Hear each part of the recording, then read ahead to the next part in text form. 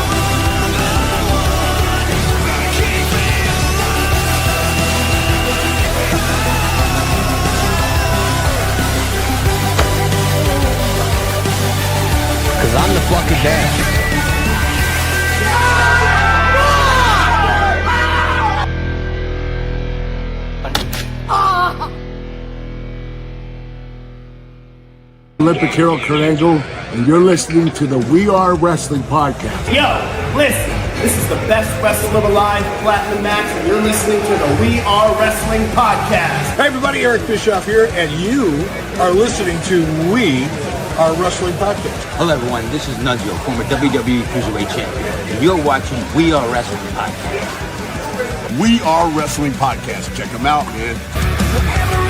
Stay tuned, listen to the podcast. Best one, Donnie might teach you a thing or two.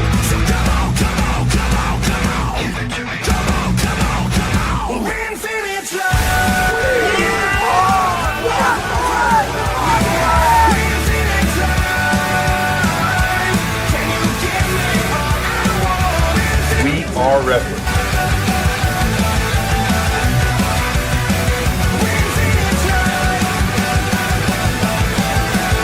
Chris Jericho here, and we're going to listen to and watch We Are Wrestling. And if you don't listen to it, then it's one-on-one with The Undertaker.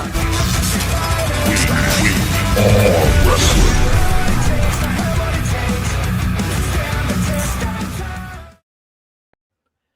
What is up? We are Wrestling Maniacs out there worldwide.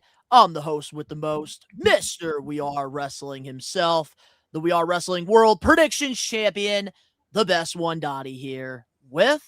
What is going on, everybody? Danny Huckins here, man. 1/3 or 1/4 of the We Are Wrestling podcast, man. it's an exciting week. We're finally here, man. 365 days. It's taken, but we are here. WrestleMania week. We're going to be going over predictions. Ben, what's going on, man? Are you excited as I am? Yeah, I'm pretty stoked for this year's WrestleMania. The card actually shaped up really nicely last minute. I'm honestly really, really pumped about it. But what's going on? We are Wrestling Maniacs. It's 1/4 of the We Are Wrestling podcast. It's been a while since we had the big three, the OG big three, right here on screen for you guys. Like Danny said, it's WrestleMania week. It's going to be a really big one. We're going to be dissecting both cards, talking about our predictions, and also putting over one of, if not the greatest WrestleMania of all time. So stay tuned for that. But Donnie, before we get into all that, what's going on, man? What is going on? It's WrestleMania week. And this week, We Are Wrestling has been rolling in style with so much consistent content on the We Are Wrestling YouTube channel, including something that's always consistent, the We Are Wrestling podcast, live every Wednesday, 5 p.m. Eastern Standard Time. And this week is not just an ordinary episode of the pod where we're going to be talking about news and stuff. It's prediction week with WrestleMania right around the corner. We're going to be sharing our full predictions for night 1 and 2. But here's the cool thing about it being WrestleMania. The We Are Wrestling Predictions Championship is on the line. Hopefully, I can walk into Mania with the belt and walk out of it with the title, which I know the percentage of that happening is very slim. But we already locked in our answers. We're going to talk about each match. We're going to talk about the build-up, all that good stuff. But before we get into that, if you're not a We Are Wrestling Maniac yet already and you're listening to this episode, wherever you get your podcast, leave us a 5-star review, not just any review, a best one review, and download this episode, which shout out to all 430 people that downloaded last week. Triple the numbers that we've gotten, our most downloads. So let's keep it going. If you're not a We Are Wrestling Maniac yet already, over on the YouTube channel where you get the best premium pro wrestling content on YouTube, reactions, live watch-alongs, a live podcast every Wednesday, 5 p.m. Eastern Standard Time, and so much additional pro wrestling content, including vlogs. You're not a part of the thousands of subscribers. We recommend you guys to hit that subscribe button now, turn on the post notifications. Videos and live streams be coming out of nowhere like an RKO. And of course, you already know the grind is real. Give me a hell yeah. You just sound like you have fucking a really bad case of fucking Bronchitis. Yeah. Yeah, right. Hey, what's up, Jordan? I'll Look see at you that. this weekend, homie. Yep, we got Jungle Boy Jordan here in the live chat. What's up, boys? Miss you, boys. Hope you're doing well. And whoever's coming this weekend, see you there. And he'll be competing for the Thunder Championship. Right, you need to show that. You need to show that title up, man. Throw that bitch up. Oh, we finally get to see what it looks like. We get the reveal. Yeah, Not at Mania. Not at Mania, but like, do we get to see what it looks like today? Not today. Oh, go! The champion looks like today. Fuck But we you. got We Are Wrestling members here in the live chat. We got Bradley in here. What's going on? We got Nate Daniel. Hey guys, go Seahawks. I'm excited for WrestleMania. Josh Toy Show in the live chat. What's up, Donnie, Danny, and Ben? And we got Charlotte here in the live chat. What's up? Send in love, guys. Wait, hold on. We appreciate it. What does the Seahawks have anything to do with wrestling? I don't know. He likes to always say he's a Seahawks fan and rub it in my face because I'm a Rams fan. I mean, hey, yeah. I got Tyrus, man. And we got old school Phil touching himself. Billy, what's going on, man? Which, hey, that's another guy who's competing for the Thunder title. We got old school Phil in here, the live chat. Go, bro. Yeah, dude. Which I can't wait for this championship.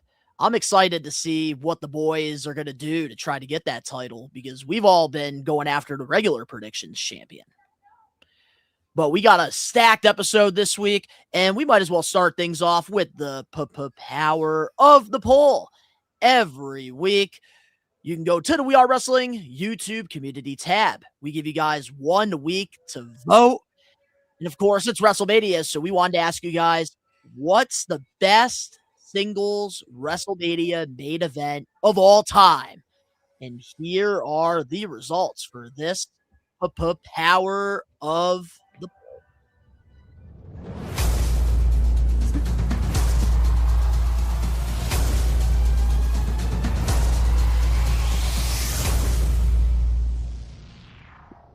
Here it is. Rock and Stone Cold WrestleMania 17 wins with 48%, while 31% of you picked Shawn Michaels versus Undertaker, career versus streak.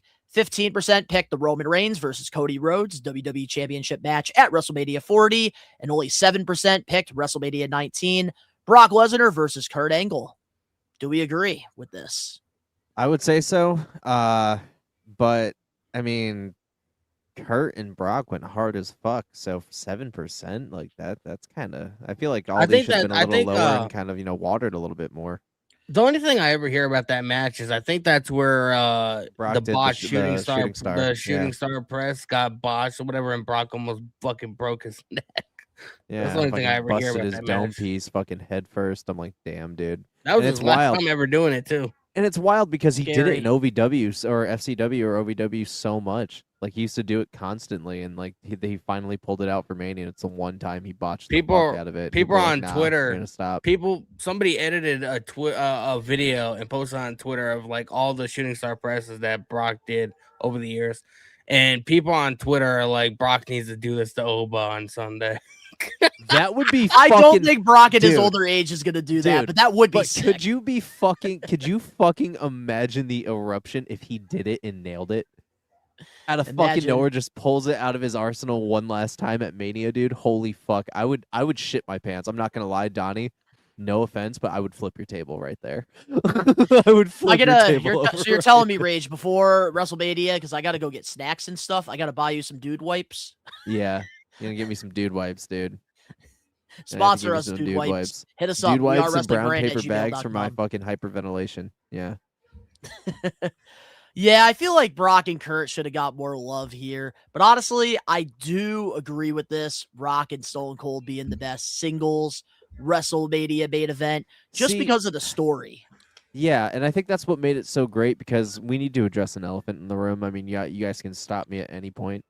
But where the story was great, yeah, but I feel like a lot of these other matches should have gotten a lot more love because, let's face it, technically speaking, The Rock really isn't that great in the ring. He's kind of generic at best. I disagree with that. He's got great charisma. I don't know if you guys are going to like my take.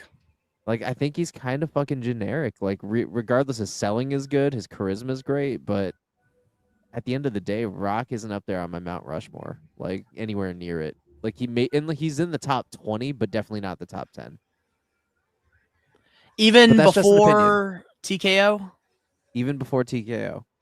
Okay, that's fair. Like his whole career, like he capped after a certain point because we never got really anything extravagant out of The Rock. Like one of the greatest talkers of all time, one of the greatest charismatic characters we've had on our screen, and again, his sells are fucking incredible. But if we're talking about his in-ring ability, he really wasn't up there. If you really, I don't know. Like one thing I do want to say that I noticed when he was the weakest of the Samoans, 17, I believe.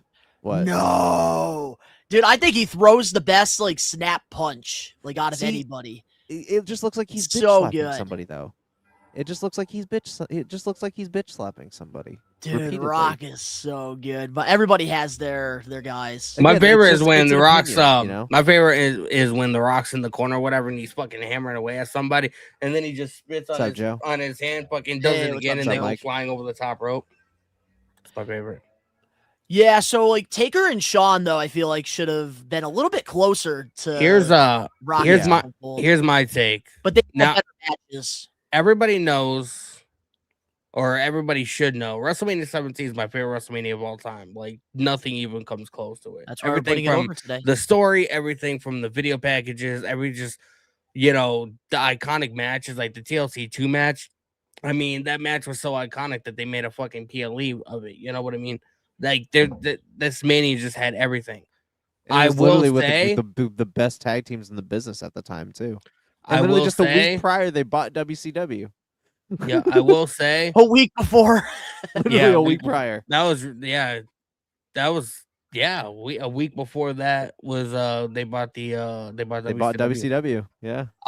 I will say I feel like Undertaker versus Shawn Michaels career versus streak. I feel like that was a banger. I feel like that was better than Rock and Austin. I think so too, in Look, terms of like what it was and with who it was. Yeah, I would have Look, to I'm agree going to with give you. you guys the reason why I can't give it to Shawn and Undertaker, because I remember around the time they came out with a documentary.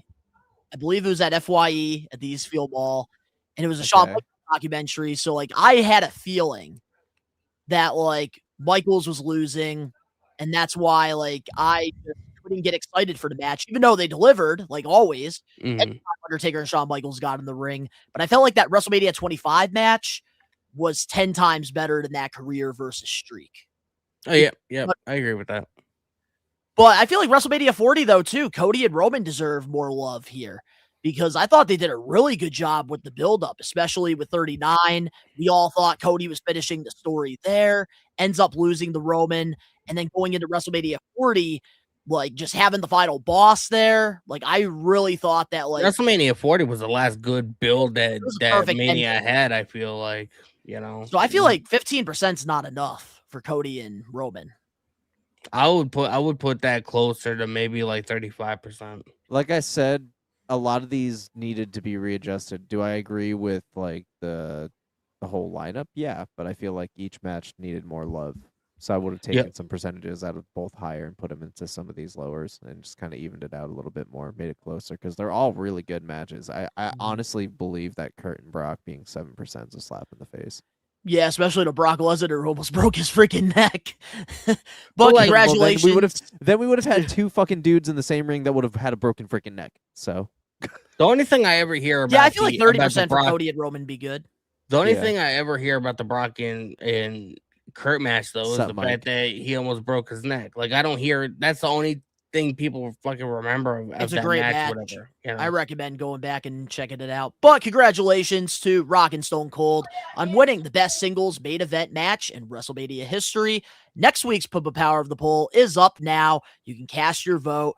And, of course, it's going to be after WrestleMania. So I thought we'd ask you guys the best Raw after Mania moment of all time. And we have 4 choices here. X-Pac joining DX, making his WWE return. Goldberg making his WWE debut after WrestleMania 19. Brock Lesnar returning to WWE in 2012. Or Dolph Ziggler cashing in the Money in the Bank in 2013. If you guys want to cast your vote, you could do that now over on the We Are Wrestling YouTube channel and go to our community tab. We always post a new Power of the Poll every Wednesday morning, and we give you guys 1 week to vote. So if you want your opinion to matter, go cast your vote. But a couple things that we do want to talk about here real quick before we start getting into our WrestleMania predictions. Man, We Are Wrestling every year. We have a Mania week schedule full of amazing content on the We Are Wrestling YouTube channel. Another reason why you should subscribe. Monday, we did upload a full match thanks to Blitzkrieg Pro, which so far, man, these full matches are doing really good analytically on the We Are Wrestling channel.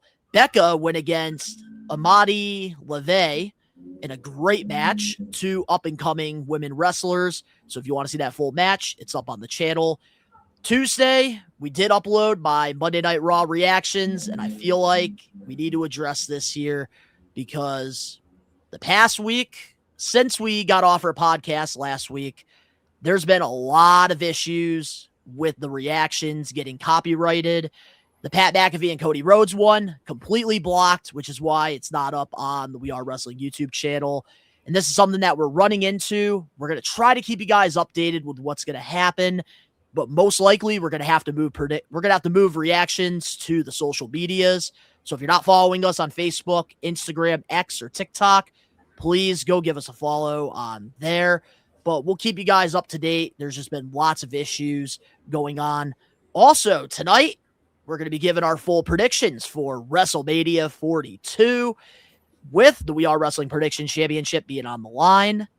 Tomorrow, Danny and I will be going live for a We Are Wrestling Podcast Extra. and we are going to be reviewing AEW Dynasty, probably talking about Dynamite and all the wrestling news because, of course, it's predictions week. So we're going to talk about all the news on the Extra, and this will be happening following TNA on Thursday night. And then on Friday, that's man, great. Part 2. Dog, I want this fucking picture so I can frame it and put it in my bedroom. I need this fucking picture, Donnie. Send it to me after the podcast. I got you. Friday, WWE Fan Goes to Indie Show Part 2 vlog is coming out. And you thought Part 1 was hilarious. Oh my God, you haven't seen nothing yet. He was a part of the actual show. See that visual of me fucking dying right there? That was my entire fucking night. That was my entire night sitting next to Rod Money. I will 100% say, if you can't afford WrestleMania, have no fucking fear. Rod Money is here. We can give you that energy by the simple fucking payment of a subscription on Patreon. Josh Toy Show in the live chat. WWE Fan is such a legend. Oh, Bradley my fucking can't God. wait. This is going to Rod be Money. must watch. I promise you guys. Because here's the thing that's different about this vlog from the first time Rod Money went to an indie show. And he's the WWE fan, by the way. Doesn't Rod's watch the whole anything damn else show. except WWE. There was a death match on this card. And oh my goodness. Guys, it's a must watch. Rod Must Money watch. took his first bump, too. He did. And we got it all on the vlog. So stay tuned for that. It'll be coming out this I Friday. have never seen someone go from so pumped in the chest to just straight up fucking in shock when he was on the crowd. He was just like a straight minute. He was shook. Danny, I want to know like your thoughts, like because right now you're the one producing, editing this vlog. I would love to know like your thoughts, like editing this right now, because I can't imagine like editing this without my stomach hurting. Rod Money is absolutely hilarious, bro. Like, we need to get him on the show, man. We need to get him some merch. We need to get him on the show. You know, he'd probably boost the ratings a little bit. Like, you know, it would just be hilarious. Careful, dude. We gotta market him like Nah. we do with Ricky Knows Nah, Best. dude, careful. Don't bring him on the show because people are going to be hella sad when he's not on the show every fucking week. I believe he will be at the watch along though, night 1. He's the believe he whole will damn be. show. If He he's will be not, I'm there. pissed. I'm going to fucking, dude. Oh, There's gonna be a riot I'll in be the Best One pissed. living room if he's not I'll be there. pissed if he's Right not in the there, best one dude. living room. In the Yeah, Best One living dude. room that will be sold out Saturday. He's sitting next to me. He's been promoted. From You know second what's row to you know front what's row. not going to be sold out though? What? What? WrestleMania. You're going to And be guess sold what? out in the living room, but We'll be doing a live watch along for both nights of WrestleMania. That's right, night 1 and night 2, Saturday and Sunday this week. Yeah, Must dude. watch. So we hope to see you guys there with us. And wow, that's a weird layout. There we go. And then, of course, we have the We Are Wrestling Thunder Championship Tournament that begins this weekend during WrestleMania 42, which one thing that wasn't on the schedule, something that we are doing this week, is special interviews I'm doing with each person that is a part of the Thunder Championship Tournament, and they're going to be sharing their predictions with me. So here's a little hype video to get you guys pumped up a little bit for this We Are Wrestling Thunder Championship. This mean to me to be the first We Are Wrestling Thunder champion? Well, first off, Donnie, let me say this. If I win this belt, I'm going to have a bigger intro than you for it. I'm going to prove to everyone, every single person, of why I am the best. Ricky knows best, ladies and gentlemen. Ricky knows best. Believe in me. God bless you. This championship would mean a lot. I was by your side when we first started, but this title means a lot, and it would be an honor to carry this title for this channel. So with the We Are Wrestling Thunder Championship, Casual Cam will be going against Ricky Knows Best with WrestleMania predictions, while Jungle Boy Jordan will be going against Old School Phil in the other bracket. And the winners of each bracket will be going to the finals, which will be at SummerSlam, and we'll be crowning a brand new We Are Wrestling Thunder champion.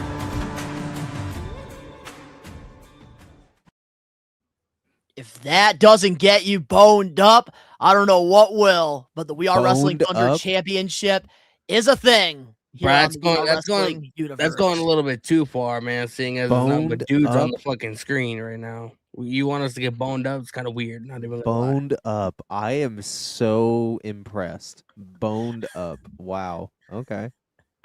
Okay. Everybody so far, it looks like in the live chat, got Ricky Knows Best here. They want Donnie's the Paul Heyman for Cam. Unfair. Well, actually, that was a part of an interview that will be going up immediately following this predictions for We Are Wrestling Thunder Championship. So, another thing to plug before we get into the predictions.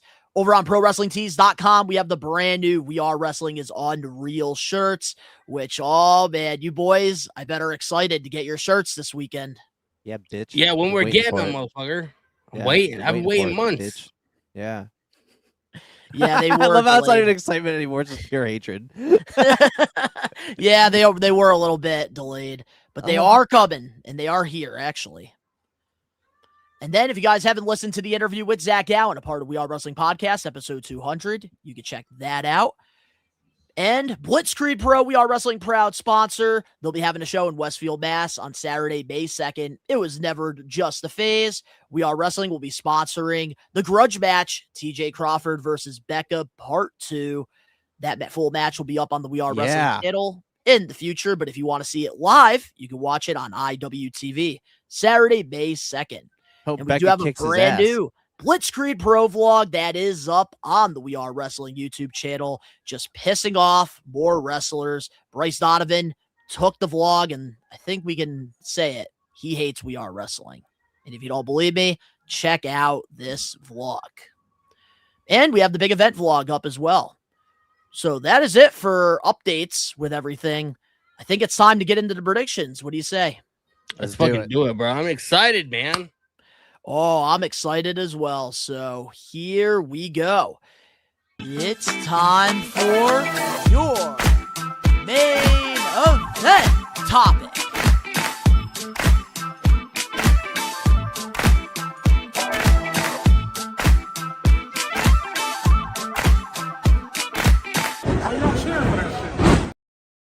I'll cheer that shit, man. That's right. The main event is starting up early because it's WrestleMania. And if you guys, this is your first time listening to a predictions episode of the We Are Wrestling Pod, we don't just give you the winner and move on. We like to talk about the build-up. We like to really talk about the good, talk about the bad.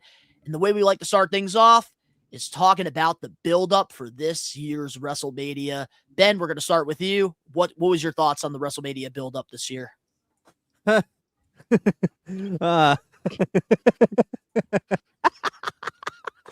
pretty much sums it up. Shut the fuck up. You're making it so much worse. Go on, motherfucker. You're making me turn red. That's basically like you fucking lobster roll. Yeah, that's essentially it. I mean, it's no secret that it has made it to the IWC, and many journalists that WWE struggled this year hellaciously. I heard like as far as like January, they were still like, what the fuck for WrestleMania. So like the fact that like we're, even in February, they were still like, what the fuck for WrestleMania. Like it didn't even really start getting like pounded in, like, confirmed and like locked in until like recently. So it's been a questionable build up. But from what it's worth though, it could be so much worse. Like there's some matches that have had a decent of enough build up and have had enough hype around it to be excited. For example, Brock Lesnar and Obafemi. That has barely been built up and it's gold. Usually Mania feuds go months. We've only had weeks, and I'm stoked as fuck for that match above any match on either card. I would say that obviously, they could have done better, but I have noticed that TKO has dipped their fucking pretty little fingers into everything that has been tried to be put across the board for WWE personally.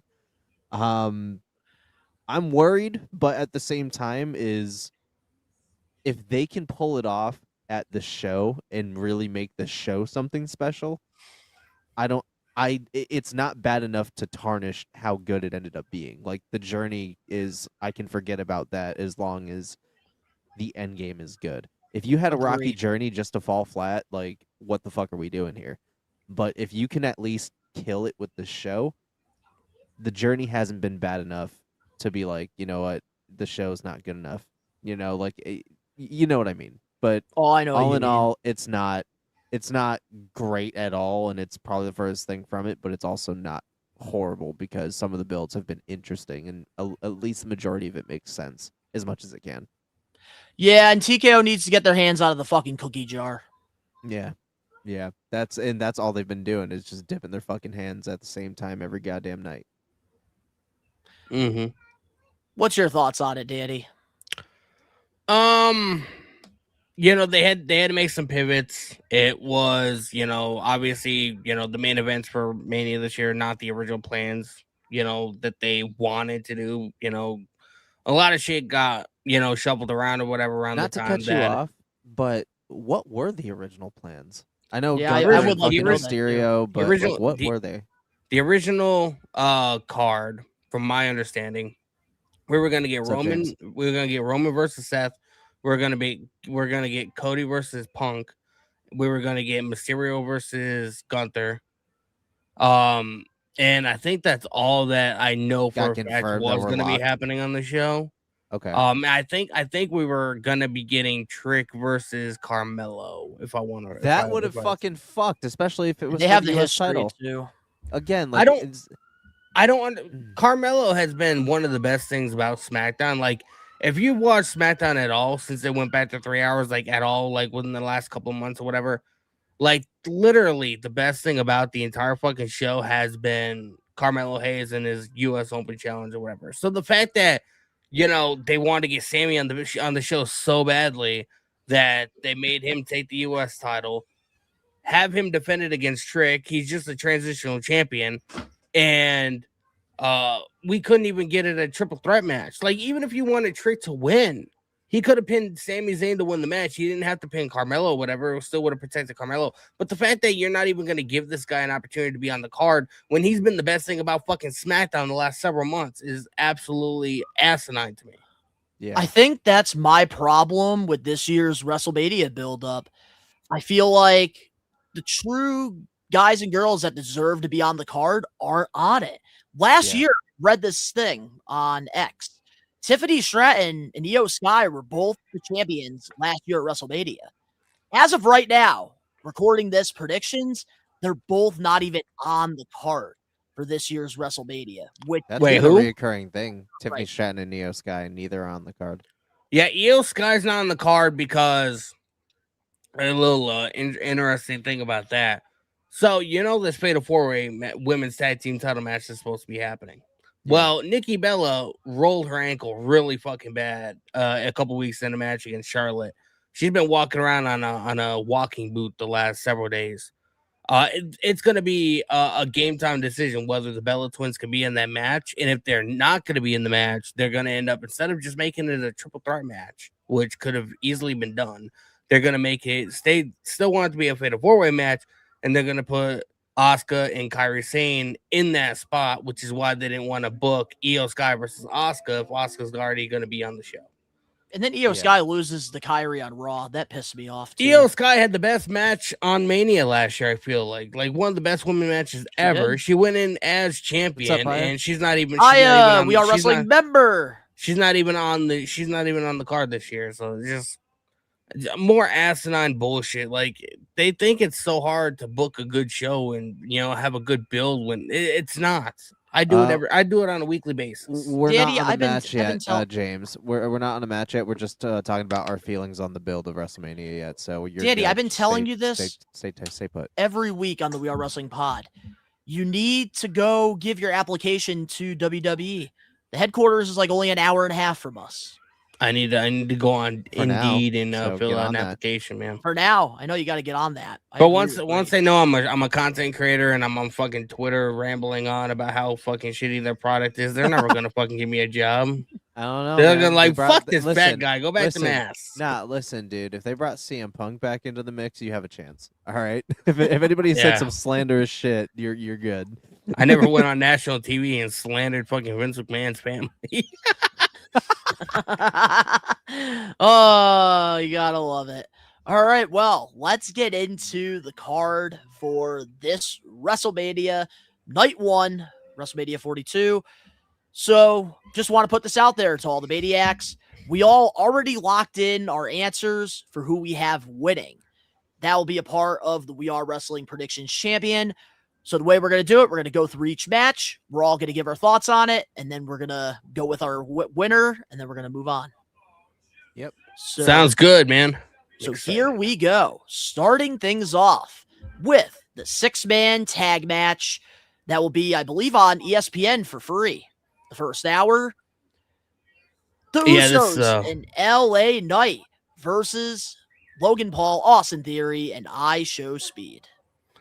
Yeah, this is gonna be I believe the first match that happens on WrestleMania Saturday. I feel now, don't get me wrong. All right.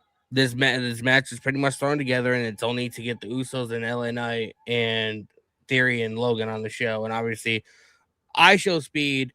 The clip of him being shoved into LA Knight has like 428 million views across social media on WWE. Like, it's the most viewed video on any of WWE social media accounts like ever. You know what I mean? So people, can stop wondering why they wanted I Show Speed to be on the show. Yeah. I Show Speed, regardless of what people want to say, I Show Speed is an insane athlete. Like, this dude is the crazy shit that he is. People talk shit about Logan Paul, and look at this. He's literally one of the champions going into this match. Not even considered a celebrity anymore. Yeah, I consider him a fucking WWE superstar now, dude. Which is 100%. fucking wild coming off the tongue still, but it just makes sense because he's just so damn good at what he does. So yeah, 100%. So good, so advanced. I don't know if you guys are gonna agree with me on this though. I feel like this is in a way gonna be I Show Speed's tryout. Oh, absolutely. I feel like after this throw him match, to the Sharks, man. I feel like after this match, WWE is gonna try and sign him to, a developmental deal and try and get him more involved. Kind of like what they did with Logan. After he had that Mania match and then he had that match with Roman Reigns. This is gonna be I Show Speed's like trial because he did that. He did that. Show on his YouTube channel. With you. I know he did that show, but I Show Speed is making way too much fucking money doing what he's doing to become a part-time or even a full-time WWE superstar. This is just something that he wants to do because as a kid he dreamed of this. Like we dreamed of being wrestlers. I think that he's going to be more along the sense of like a Bad Bunny in terms of like appearance wise. Like he's going to be it's going to be every couple years, like because he's just way too busy doing his own thing. And he, again, like Donnie said, is just making way too much money. Schedule wise too. I don't see it happening. Say that there is a possible partnership there that will allow him to do these things every so often? Absolutely. Sure. Absolutely. But he's even having a meet and greet at on Friday at WWE World. Fucking for $700 you can get a selfie with fucking. Oh, I could confirm that's fake because I believed it, but then my buddies that are actually out there said like the Brock Lesnar picture, Shane McMahon, really, I Show Speed, those $800 ones are fake. Roman Reigns, they're not being on WWE World. I can confirm that. Either or. I thought it was real. Either or though. Like I can see that happening, but like a part-time deal, no. Yeah, so with I Show Speed, like I just think that, especially with his popularity, he's like the #1 streamer out there right now. I don't see him dropping the momentum that he has to pursue pro wrestling. It just to me doesn't make any sense. I think that this is just one of those like dreams that he's always had of saying like, "Hey, I want to go out there and try." You also got to look at the fact that. And he's going out there and he's trying. You also got to look at the fact that WWE doesn't travel like they used to. You know what I mean? So who's to say he can still, be a full-time streamer and do all this stuff. He just has to be in whatever city Monday Night Raw is going to be in on a Monday. Yeah, and the rest of the week he can just fuck off and do whatever he wants to do. So before we give our answers, I do want to ask you a quick question, Danny. What? If I Show Speed got to pick another career outside of streaming, what's he picking? Probably is he soccer. picking? Wait, hold on. He's picking pro wrestling or soccer? Soccer. Yeah, so why is he going to pick pro wrestling? I mean, there's a reason he doesn't have to do this. He must be doing it because he legitimately wants to do it. So who's to say? Like, I don't know, you don't know, we're not behind the scenes or whatever. This legitimately could be WWE's way of being like, we're gonna put you out there, see what you can do, and maybe we'll work together again in the future and do a little bit more. You know what I mean? I feel like they were really impressed during his Rumble appearance when he took that nasty ass spear from Breaker. Yeah, of course. Yeah. Because I mean, bro, there's people in fucking NXT that wouldn't fucking be able to fucking live that. That spear was fucking gnarly. I feel like Braun Breaker did that intentionally, like a little bit too fucking intense. All right. Well, who do we have as our locked in answers for this match? I went with LA Knight and the Usos. Yep. 100%. And here's also what I want to say. I feel like because during this whole story is I Show Speed, like he's being pushed into this story. He doesn't want to be involved. Like, we've been seeing it a lot. So I feel like after LA Knight and the Usos win, I Show Speed's gonna try and celebrate with them and try and congratulate them. Yeah, I do think like we're gonna get some viral moment. I could definitely see them doing something there, and I feel like I Show Speed will probably turn on, or Logan in theory will probably turn on I Show Speed, and then afterwards we get the little happy ending there with the Usos yeeting with I Show Speed, LA Knight doing the whole yeah thing. So for our locked in answers, basically we all picked LA Knight and the Usos to win this match. Hell yeah. Yeah. All right, let's move on to the next match on the card. We have an unsanctioned match. Drew McIntyre versus Jacob Fatu. Oh, that's just gonna be a fucking banger, dude. Like Jacob Fatu is something special. Like I just need to put that out there again. Like everybody obviously knows, but he's just somebody that's so special. Drew, again, that is just a walking, talking future Hall of Famer. The dude, as we know, is going to be taking some time off after this match, so we know that he's going to be written off. That's false. Because it's false. That's false. This entire time, Drew McIntyre has been going from SmackDown to set, from SmackDown to set. So he's already well into filming this Highlander movie or whatever. So it's already been confirmed he's not taking any time off, which is kind of insane to me. So like that's originally my thought. I thought that's why they took the title off him, but apparently not. So they just don't see McIntyre as a top guy apparently. No, they see him as a top guy. They just wanted to give him a marquee singles match at Mania with Jacob Fatu. Yeah, so let's take the WWE title off of him. Good job. Yeah, but it furthers the frustration that Drew McIntyre has for Jacob Fatu. So that kind of sets some animosity there. It gives Drew McIntyre a reason to want to kill the dude. And same with Jacob Fatu. Drew McIntyre cost him 2 opportunities at going for the championship on the biggest stage of them all. Mm-hmm. So, of course, they both have those reasons to go after each other. And that's why, like, out of, like, the night one card, this might be the match that I'm probably looking forward to the most. Because I think that there's so much story here. I think they've done a great job, especially, like, Drew McIntyre talking about, like, his past, Jacob Fatu's past, and just Jacob Fatu continuing to fight back. I feel like this is going to set Jacob Fatu up going into the summer. It's my favorite thing on SmackDown.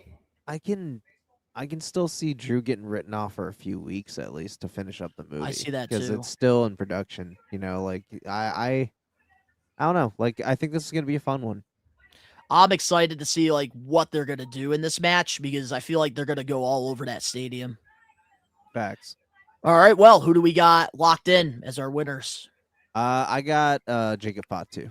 Jacob Fatu. I got Jacob Fatu as well. So here it is, the official lock-in. Rage went with Jacob Fatu. Danny went with Jacob Fatu. And I went with Jacob Fatu. Look at that.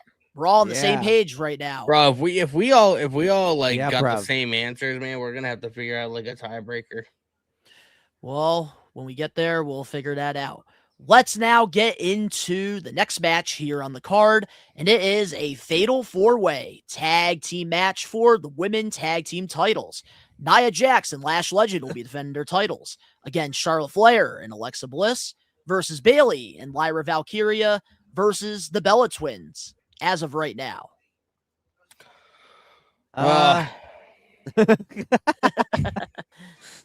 See, this is like the one match like out of both cards that I really don't care about. You know, it's like I love everybody in it. It's just there really hasn't. There's no secret that the tag division is horrendous. You know, that there's no real structure, real storyline that's strong enough to like, you know, outline how great of titles they are. You know, it's hard to really be excited about it. So for me, this is definitely going to be like the eating match, you know, like the one where we're kind of like, I can go to the bathroom and slip away for a couple minutes. Like this might be the intermission match, you know? Yep.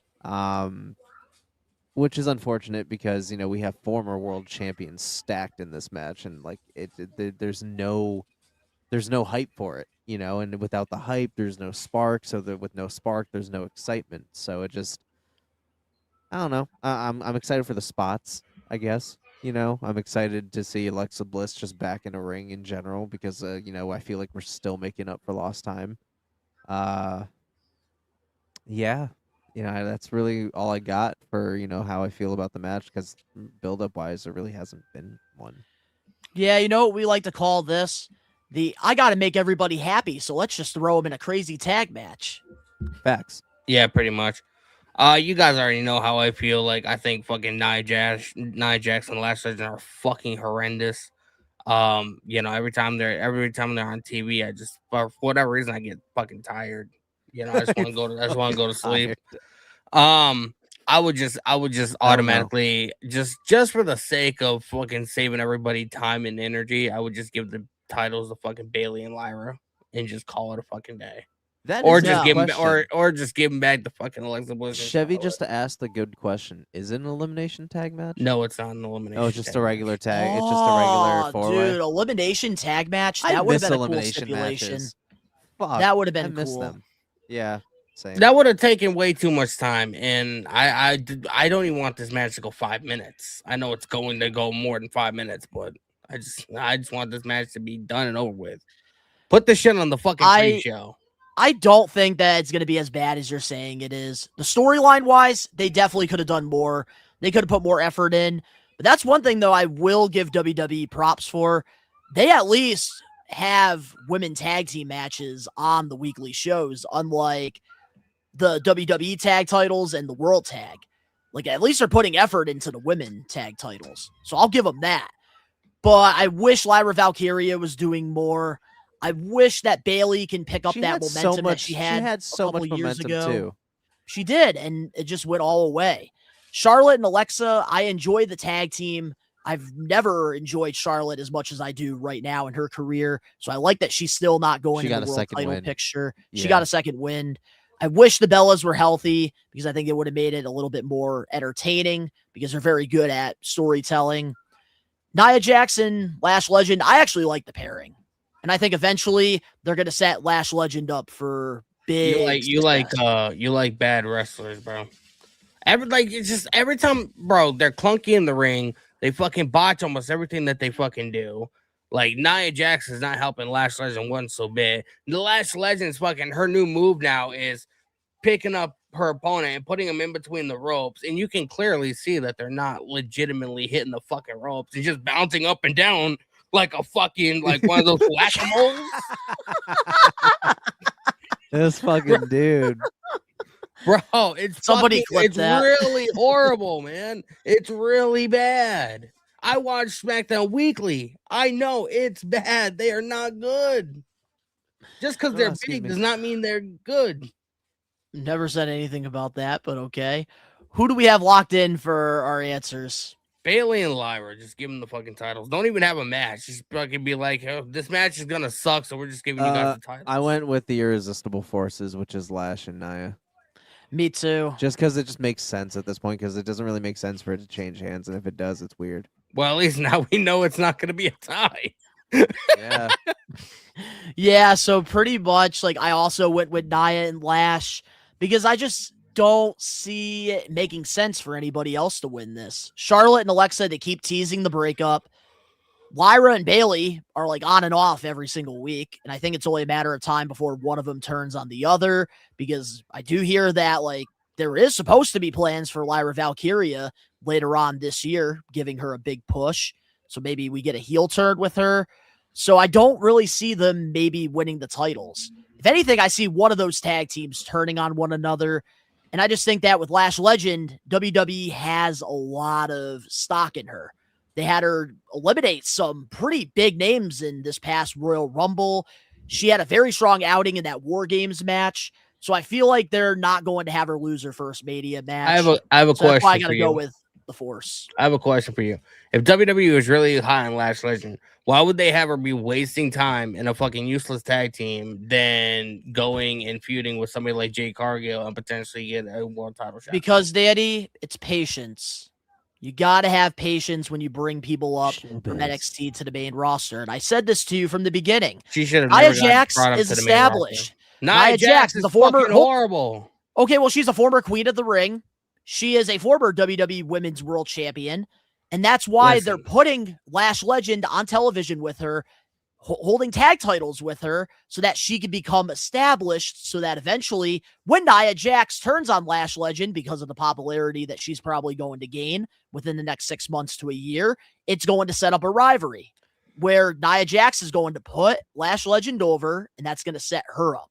I love how this is coming from the same guy that when Nia Jax returned at the Rumble, you literally got up and fucking walked out of the room and you refused to come back. She improved. No, she hasn't. She's improved. What All the right. fuck happened? Well, for our lock-in answers for this Fatal 4-Way Women's Tag Match, Rage has Nia Jax and Lash Legend. Daddy has Lyra Valkyria and Bailey. And I also have Nia Jax and Lash Legend.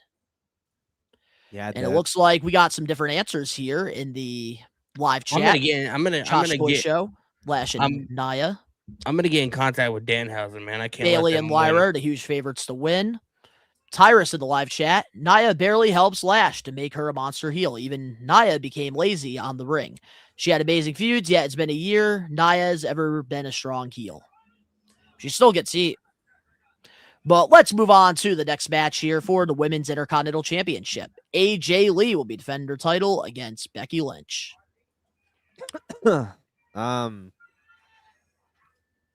This feud has been going on long enough. That's where I'm at with the build.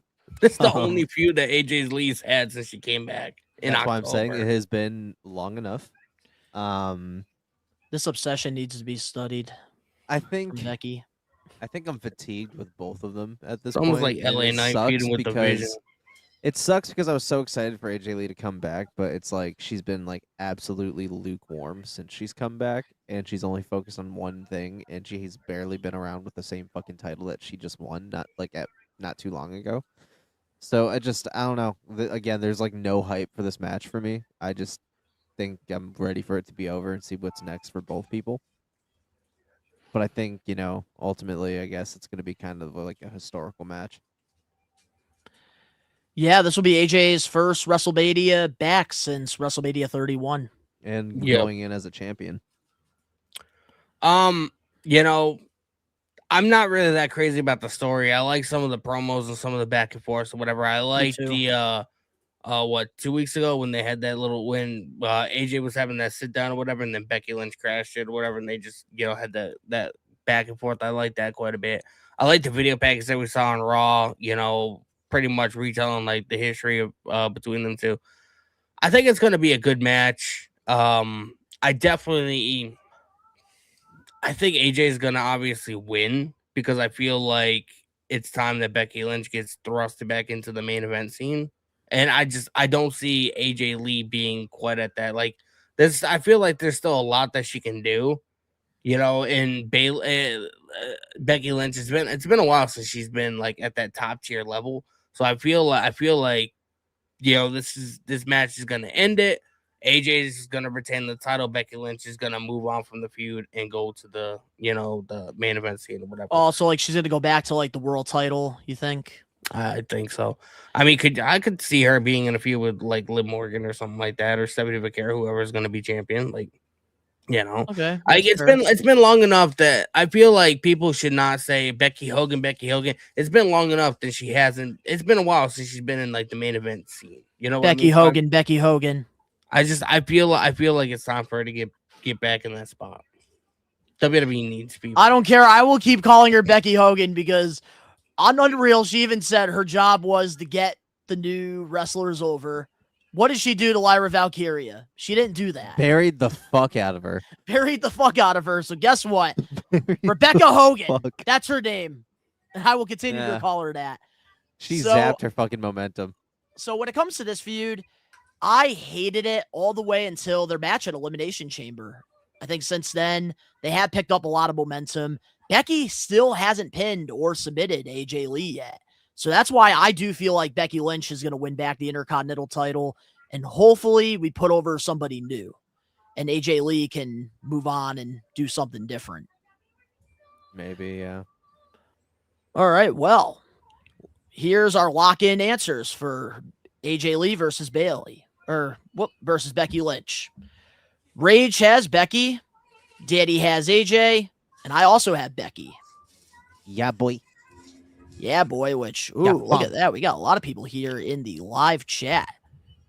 I have Bailey and Lyra. Oh, I have Becky. We got Becky, AJ. So we got some mixed reviews here. But let's move on to the next match here. Divisive. The one that none of us, I think, expected to see on this card this year. Seth freaking Rollins versus the career killer, the ring general, Gunther. It's hard to be hyped for this match just because it was kind of thrown together last minute. I mean, I do like, that Seth is like over, raiding Becky's closet and shit. Like, I like that we're going back more towards like a mix of like the Architect and Shield Rollins.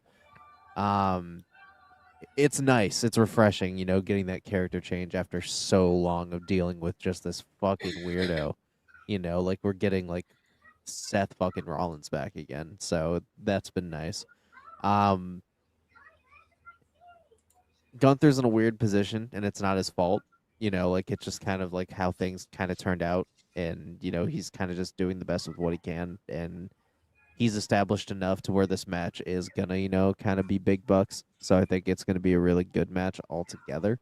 But in terms of a build up and hype around it, I can't say it's been perfect because we haven't really had enough time to burn with it. But at the same time, again, they're two established enough stars to where I can get behind it and still enjoy it for what it is. It's going to be a great match. Yeah, banger. I was very critical of this match, just like, for the same reasons Ben was. Like, it was just thrown together. It just didn't seem like it really fit. Gunther's been on this sort of like, this ending careers gimmick or whatever. And like, he ended Cena, he ended Goldberg, he ended AJ Styles. And like, everybody assumed that the match he was originally going to have was going to be Rey Mysterio. Rey Mysterio, he had some kind of rib injury or whatever, so they weren't sure if he was going to be on the card. And they wanted Gunther on the show. Donnie, you staring into the camera right now is killing me because I feel like you're like piercing through my soul. I'm locked in, man. He's locked in, man. This is very serious business. He's just like fucking I've never seen such a piercing stare. It's like he's building up the shit he got to say. So like, I'm excited to hear it. I am. I was not sold on this match happening until we got that backstage interaction with Paul Heyman. And Gunther was like, and Paul Heyman was to Gunther, he was like, I owe you a huge debt of gratitude. I owe you a huge thank you. And then Gunther's reply was, you owe me more than a thank you. So I ultimately feel like this is going to be happening strictly to get Gunther in that match against Brock Lesnar at SummerSlam. I do think that that's going to be the way they make it happen, which is why at first I was like, what the fuck? But I actually kind of like this. Danny, you might be really onto something here, son. I actually kind of like this matchup for Gunther at first. Who else could get him in that match with Brock Lesnar other than Paul Heyman? He's dealing with Paul Heyman's problem, so Paul Heyman's gonna give him something in return. And that's what I was gonna say. Like, it makes perfect sense because Brock Lesnar does work the part-time deal. So like with Gunther, you can wait for him to ask for that favor. And then when the time is right, you could have Gunther versus Brock Lesnar at SummerSlam. And I think that it makes sense to do this because Seth Rollins has been threatening Paul Heyman, trying to go after him. So what better way than for Paul Heyman to make a deal with Gunther because he wanted Logan Paul and Austin Theory to focus on the tag team championships. And Braun Breaker and Bronson Reed are both out right now, which I do think Braun Breaker is going to get involved in this match, and he is going to help Gunther win. And that's going to start the Seth Rollins and Braun Breaker feud going into the summer. The only question is, back to my original thinking, like when we talked about this months ago, I was like, Rollins is gonna show up in the mask or whatever, and he was gonna cost Breaker the match against Punk. Do we see Braun Breaker showing up as one of the dudes dressed in all black with the mask or whatever? Rollins thinks it's one of his guys, and that's how it happens. Oh, of course, because friggin' WWE Creative has no creative bone in their body. So of course we're going to get the all black friggin' look because we can't do anything else besides that. So I definitely see that happening 100%. I could put my money on that and probably make double betting that. So Ben, now that you heard my thoughts on it, like with the whole, like the dynamic between Paul Heyman and Gunther and, potentially leading the Brock, what do you have to say about that? I had like my gears going for a little bit there with like Brock and Gunther because like honestly you're right, both of you. Like I honestly could see Brock going into that last match at SummerSlam being the babyface. Like I can see him honestly still beating Oba at fucking WrestleMania, but still giving him the same props he gave Cody at SummerSlam on his last match on his way out before the shit hit the fan. I see that. Yeah, you could still beat Oba, have a fucking 5-star match at Mania, win the match, still show him his props to keep him strong so he doesn't look weak or squashed. People are going to respect you for that, and then obviously nobody's going to want Gunther to fucking win because he's one of the best heels we have right now because he's out here ending careers. Brock wasn't willing to lose at Mania, but he's willing to lose his last match. You can still have Gunther look strong and end his career with Brock as a proper babyface. And I think it makes Gunther look a lot stronger having Brock Lesnar beat Oba at Mania. But we're going to get into that going into night 2. But let's be honest, though. Nobody's going to see Gunther really winning because, one, everybody thinks that Brock's going to have his hands in the cookie jar, which is not the case. He's a very different Brock Lesnar this time around. 2, physical difference is everything. Like, if we're going to look at this realistically, Brock could fucking swallow Gunther alive whole. But it's going to be a good shock factor. But it's going to look great on Brock's behalf, and it's going to look great on Gunther going forward character-wise. So I think that's what my thoughts are for this match. But it's going to be a fight. But Seth Rollins and Gunther. Also, another thing I really like is how simple the storyline is, because this past Monday on Raw, Seth Rollins asked Gunther, why me? Why do you want to face me at WrestleMania? And that was the question I think I had this entire time when Gunther just randomly attacked him. And then what was Gunther's response? Hold on a minute. Gunther's response was, you say you're the best. No, I'm the best. And I love that we got that reason. And that was not his response. That might have been one of his responses. Yeah, that was one of his responses. But his main response was, he doesn't like that Rollins runs around. I'm handling Paul Heyman's problem, and you're starting to piss me off. He did say that as well, but he also did say, I'm tired of you blabbering your mouth every Monday on Raw saying that you're the best. And he said, I'm the best in this ring. So I love that. It's a simple reason, but there's all like, they did a good job with the short period of time that they had. So I want to give them props for that. But who do we have locked in for our final answers? I'm pretty sure I chose Gunther.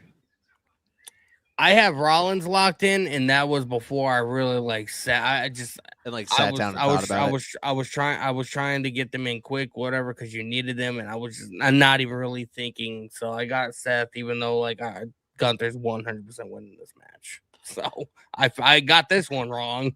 Jesus Christ. Well, I picked Gunther as well. So with our final answers that we did lock in yesterday, Rage has Gunter. Danny has Seth Rollins. I have Gunter. Hey, at least I'm a good sport and not trying to fucking weasel my way into changing my answer. Yeah. Yeah.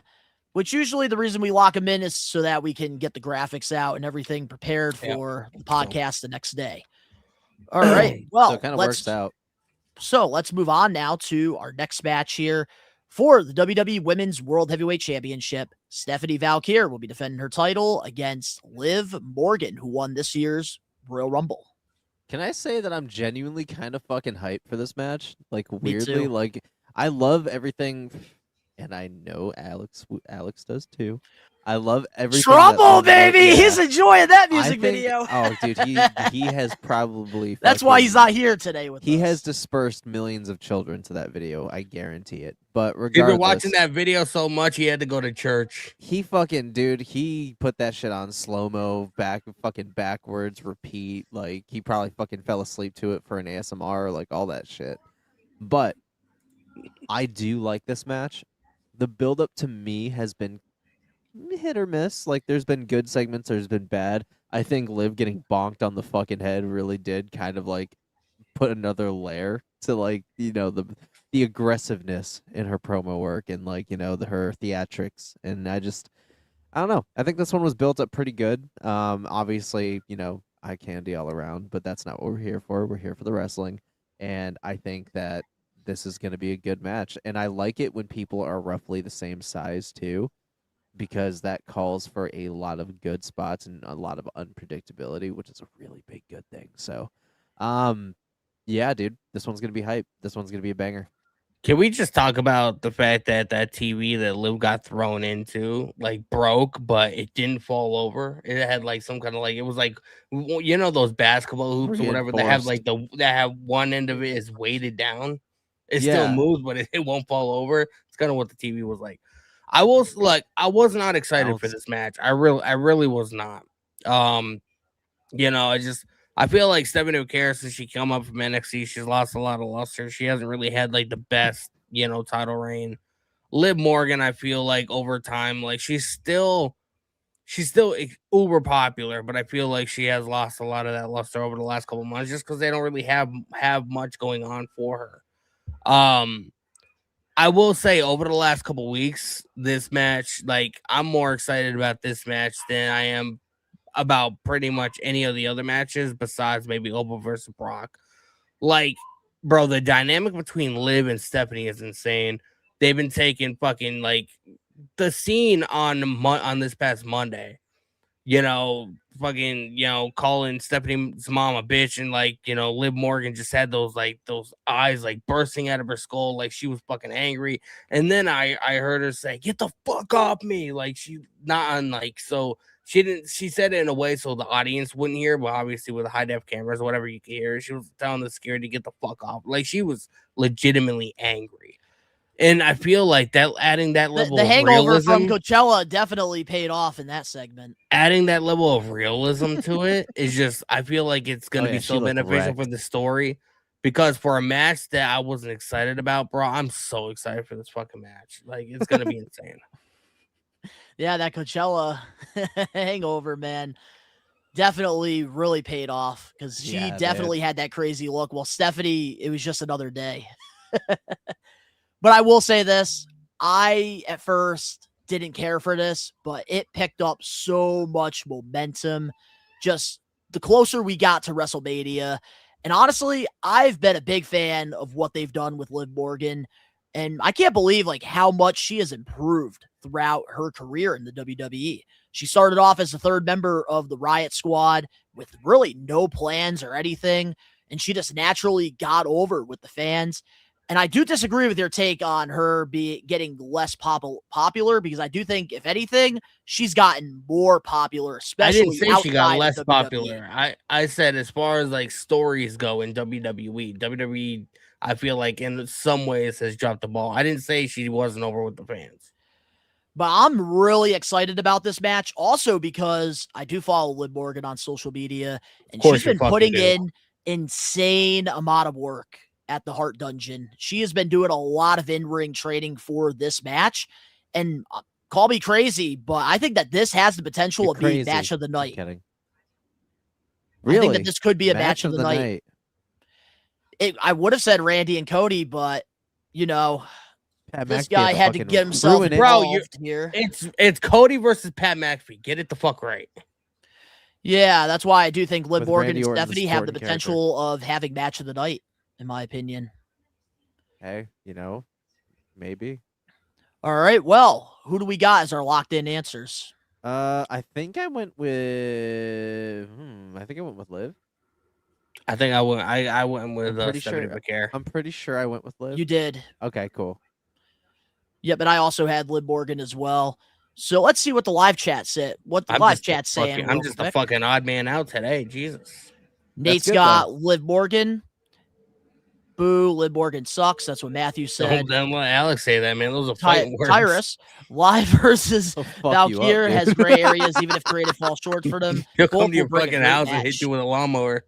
He'd be like, "Are you moviepoopshoot.com?" Josh Toy Show got Liv. James all day. Stephanie Valkyrie, Liv Morgan with the hard eyes. I don't think I can disagree with you on that one. Jack got Liv. All right. Well, Fucking here's clown our shoes. locked in answers for the Liv Morgan versus Stephanie match. Rage has Liv Morgan, new champion. Danny has Stephanie retaining, and I also have Liv Morgan becoming new champion. Yes, bitch. So let's get into our main event match of night one's WrestleMania 42 for the WWE Undisputed Championship. The American Nightmare, Cody Rhodes, will be defending his title against Randy Orton with Pat McAfee, unfortunately. Oh, it was so good before Pat, dude. It was so good. Okay, dude, you scared the fuck out of me. All right, but anyway, motherfucker, I'm trying. That's what I think of this match. It was so good build-wise before Pat McAfee got involved, and you had so much opportunity to make it somebody so much fucking cooler if anybody was gonna get involved, and you did Pat McAfee. Dude, I'm sorry, but it just all hype for the match just completely obliterated. Like, it's gone. Like, I have no hype for it anymore. I know I chose Randy, and Randy's likely gonna win, but you had so much history there. It didn't need anybody else. Like, you had gold in front of you with a natural story that everybody was already invested in, and you fucking stomped it out. You selfish, money-hungry pieces of shit. Like, you really fucked up here. And it's one of probably the most unforgivable acts, in my opinion, especially for what the match is and the story that's involved here and what you just ruined that you could have capitalized on. So yeah, what's your guys' thoughts? Danny, I want to tag myself in because I have some shit I need to get off my chest about He's this. angry right now, dude. Just let him. I am so fucking angry here about this because we have over 15 years of history here with Cody Rhodes and Randy Orton. And what the fuck are we doing? We're bringing in Jelly Roll. We're bringing in Pat McAfee. Pat McAfee, he's good on the mic. He's a good talker. But why does Randy Orton, one of the best storytellers of all time in the WWE, need Pat McAfee? There's somebody probably in the mid-card or probably in sitting and catering that's a good heel that could benefit having a Pat McAfee by their side. Randy doesn't need that. We don't need this to be a WWE versus TKO thing with Randy and Cody. Because with Cody Rhodes, his first match on the main roster was against Randy Orton. And then eventually Randy became his mentor with him and Ted DiBiase, and they formed Legacy. I would have loved to see at least one segment here with Ted DiBiase Jr. now that he's been innocent from all 13 counts. What if we still I think get that him? we could have had, well, maybe we do on Friday. That'd be great. What if we got it on Saturday? I would be very happy, but I don't see that happening realistically. But dude, Ted DiBiase, they could have done a segment with him trying to get these two back on the same page after Orton turned on him. I think the phone call, it should have been Triple H, and Triple H should be the new Mr. McMahon on TV. Get an on-screen villain role. And I think Triple H would do really good at that because let's turn all the heat that people have on Triple H into money. And I think that this would have been a perfect opportunity because Triple H has always been Randy Orton's mentor. So what better way for Orton to get number 15 than have Triple H help him? I feel like you're the only one with that take about the whole Triple H dynamic or whatever, because like damn right. Bro, there's people on Twitter bitching about him being involved in this fucking Oba and Brock situation, which is fucking asinine to me. And that tells you why they should capitalize on this. Yeah, but then they'll think that Triple H is trying to be a part of the show. Well, guess what? Back in 1997, Vince McMahon, Montreal Screwjob, he did an interview with Jim Ross after that Survivor Series and said Brett screwed Brett, and that launched the Attitude Era. That launched Austin versus McMahon, and Vince McMahon being an on-screen chairman of WWE, being the villain that he was, it was just pure entertainment on TV. Don't get me wrong, I love Nick Aldis, I love Adam Pearce, but man, we need a Mr. McMahon type of character back on TV. Not as crazy and perverted as Vince, but we just need some authority role back. And I think Triple H, with all the heat that he gets, this is just so much money that they could be making. Yeah. As far and as it would get Cody more popular too, because I'm starting to see the fans turn on him a little bit. As far as this feud goes, and like this whole like I can pretty much speak for everybody. Like, we were excited. Like, when Cody first came back to the WWE and he got thrust in the main event scene, like, we were all like, you know, on the edge of our seat. Like, when are we going to be getting Cody versus Randy? Like, you know, there's a built-in story there. You know what I mean? Like, Cody Rhodes has learned a lot from Randy. Itself, yeah. You know what I mean? People can be mad about a lot of things when it comes to like Triple H and his booking and his creative. Like, it's definitely like, you know, there's people that feel like maybe Vince McMahon is back remotely and he's like the one like calling the shots or whatever, but Triple H is obviously the one in Gorilla. There's legitimately people who feel that way because, I mean, if Triple H booked this show and Vince McMahon booked this show, I wouldn't be able to tell the difference. 100%. I would not be able to. This was a TKO call to have Pat McAfee involved, and 100%. Pat McAfee didn't want to do it at first. He fought against it. So like, you know, people cannot be mad at Triple H for this entire scenario, and it's unfortunate, you know, because a match that we've all Triple H has signed up for that role to take all the blame for the bullshit that TKO be doing. Agreed. Yeah, but a match that we were all so excited to see, you know, and just so much history between Legacy and, like, you know, Cody Rhodes when he first came into the company, you know, he partnered up with Randy Orton, you know what I mean? Like, there's a lot of history. I'm pretty sure fucking Randy's dad and you know, Cody's dad or whatever, like, they have a lot of history there. So, you know, like, the waters run deep. The waters run deep. And they all just fucking ruined it, you know? And, like, I would be surprised if there's one person excited for this fucking match, because I'm not. And it's like the fact that they're having Randy Orton sort of on the back burner, you know what I mean? Like, they have Cody Rhodes like breaking into Pat McAfee's studio and stealing the title and, like, you know, wrecking the studio, whatever. And like Randy Orton is nowhere to be found. And it's just like they are making this more about the dynamic between Cody Rhodes and Pat McAfee than about Cody Rhodes versus Randy Orton. And that's hurting this main event. Like, I'm not excited. Put this match on first. Like, put this match on first and just get it the fuck out of the way. Put Jacob Fatu and Drew McIntyre at the main event. Like, that's just the way I feel. Or even Stephanie and Bliv. I wouldn't mind that being the main event here.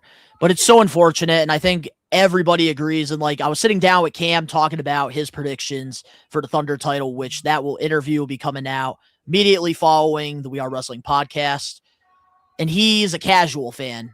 And he even said that he hates this with the whole Pat McAfee thing. And he's also a sports fan too. So that's telling you something. But who do we have locked in for our winner for this main event? Orton. Yeah, Randy Orton. And the only reason I have Orton for this match is because Pat McAfee has made it abundantly clear that if Orton does not win number 15, he is leaving wrestling and he'll never be seen again. And it's already come out from multiple different sources that the main event of Backlash is going to be Jelly Roll and Cody versus Pat McAfee and Randy Orton. Yeah, I also have Randy Orton locked in as well, because one of the things that Pat McAfee said that just sticks with me is that he said if Cody Rhodes wins, he's never going to be back on WWE programming again. And I think that's a load of shit. TKO's not going to let that happen. So that's my final answer as well. So with the Randy Orton versus Cody Rhodes main event, we all have Randy Orton locked in as our final answers. Locked in. Locked in. Yeah. But one cool, interesting fact here with night one predictions is Rage and I had all the same answers. Yep. So we're going to have to wait and see what happens there. The prediction championship is on the line, so it's up You for guys, grabs. you guys are going to have a Texas death match, man, if it ends up becoming a tie. I think expect so. somebody to get a needle shoved through their jaw. Sorry, Donnie.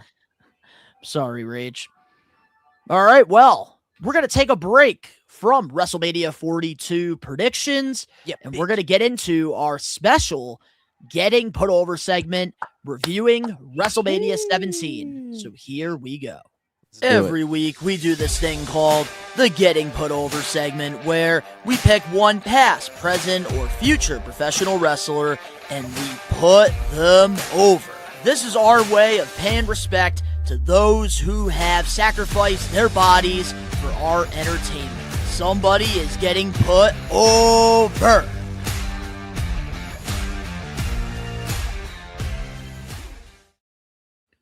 It's time for the We Are Wrestling Getting Put Over segment. And the thing we like to do for the big four PLEs is that we like to go back into time and we like to put over an old pay-per-view or PLE. And this was Daddy's pick. So Daddy, what pay-per-view are we which WrestleMania are we putting over? We are putting over WrestleMania X7, WrestleMania 17, arguably, in a lot of accounts, like probably one of the best, if not the best, WrestleMania WWE has ever produced. And, this month marks the 25th anniversary of that said show. And this show, like has a lot of nostalgia for me. It was the last pay-per-view and last WrestleMania that aired while my mom was still alive. She had passed away the following year or whatever. So it's very sentimental to me, in a lot of ways or whatever. And it's just overall a good show. Everything from the video packages, the story going into the show, the iconic nature of a lot of the matches, and just, good old fun or whatever with the hardcore match, It's just, this show is just an absolute banger. And that's the cool thing about this getting put over. We're going to have that final answer if we think WrestleMania 17 is the greatest WrestleMania of all time. So here we go with the getting put over this week, WrestleMania 17. So to start things off, it was held in Houston. And back in 2001, we started off with the intro, which, man, Attitude Era and Ruthless Aggression intros to pay-per-views. I miss these days so much. Same. Even though I will say, though, out of a lot of the intros, I thought this one was okay. Not one of their better introductions, but a lot of the video packages throughout, the build-ups for the matches, those were top tier. Yeah. But getting into our first match on the card, we had for the Intercontinental Championship, William Regal versus Chris Jericho. God, to think that this was a mid-card match back at this time, dude, is insane because they don't make matches like this anymore. You don't have really big names like this anymore in mid-cards, you can clearly tell the difference between a mid-carder and a main event top guy. Back then, you couldn't. A lot of the mid-carders were either top guys or dudes that were in the top guys, fucking orbit or have been a top guy themselves. It was one of the most special times in wrestling. That was a really big sweet spot. I mean, granted, it was towards the end of the the Attitude Era, but at the same time, dude, this was this match was big. You had two of some of the greatest wrestlers to ever grace this fucking earth, man. William Regal is a fucking wrestling genius, and then you have fucking Chris Jericho, who's an architect in the ring, dude. Yeah. I like the story going into this, because William Regal was GM at the time, and Commissioner. the commissioner. And just like the backstage segment where Jericho pisses in his tea, and just I feel like they played off each other really well. Whatever. This was a very short match. I don't think it might have been it might have been like less than like 5-6 minutes or whatever. But I feel like they did whatever they needed to do, whatever they need to accomplish, whatever. And it's just overall fun, man. The fact that you had two guys like Jericho, later on this year, only actually a couple months after this, he would go on to beat Austin and Rock and become the very first undisputed champion, holding the big gold belt and the big eagle belt. You know what I mean? So like the fact that in this show he was in the mid card match, and a couple months later he beat two of the greats in the business. They were grooming him for greatness here. It's insane. Insane. And William Regal and Jericho, I thought the match was okay, but I did think that their match at Royal Rumble 2002 was a lot better than this one. And I think that was because of the time. Because in this match, at the time, it was only 7 minutes and 40 seconds. But Jericho ends up walking away with the Intercontinental title. But I thought the match was solid. I think that the show does get a lot better than this opening match, and we'll get into that throughout this getting put over. But moving on, we did have the WCW car pull in. Shane McMahon arrived. And then we did get a little thing backstage with APA and Jacqueline. Couple city pops. They were ready to fight. And then we got a 6-man tag match. Taz and APA versus the Rights to Censor. Which, man, here's one thing. I loved the Rights to Censor faction during the Attitude Era. They were such good heels. Yeah, because it made sense for them to be around, because back then you had bra and panty matches, and you had paddle on the pole matches, you had a lot of provocative stuff, whatever. And Right to Censor was there to sort of be like, hey, we shouldn't be doing this. There are children watching, which is so funny that the Godfather was a part of it too, because this is the same guy. Be like, you know what you need, man? You need hoes. That's the same dude. And now he was not the Godfather. He was the good father. Bro, I was watching this show earlier today, right? And I was editing a thumbnail over on this monitor, and I had the show over here. And the Right to Censor's theme started playing, and my wife was like, "What is that sound?" I was like, "That's the Right to Censor's theme song." And she looks at me for a minute. She's like, "That is horrible." Yeah, and then Val Venus also being a part of the Rights to Censor. Yeah, Val Venus no longer showed his Val Venus, bro. Yeah, I know. Yeah, a couple years. That was after he got chop his beep. Yeah, a couple years before this, he fucking had a bunch of Chinese dudes fucking chopping his wee wee off. He chopped his wee wee off. Not his pee pee. Also, a little off topic. So, a lot of the times we watch YouTube, me and my fiance, every night before we go to bed, and the Stevie Richards show always plays on TV. Yeah, and she always tells me that she out of all the wrestling podcasters that I listen to, she likes listening to Stevie Richards. Interesting. Random. That dude has the fucking the cleanest fucking hairline I've ever seen in my life. He really does have the cleanest hairline on the planet. Well, this was one of the quicker matches on the card. It was only 3 minutes and 56 seconds. And I will say this, missed opportunity.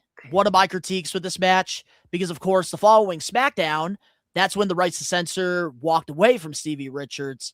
I would have had him do it during this match and really set that up on a bigger stage.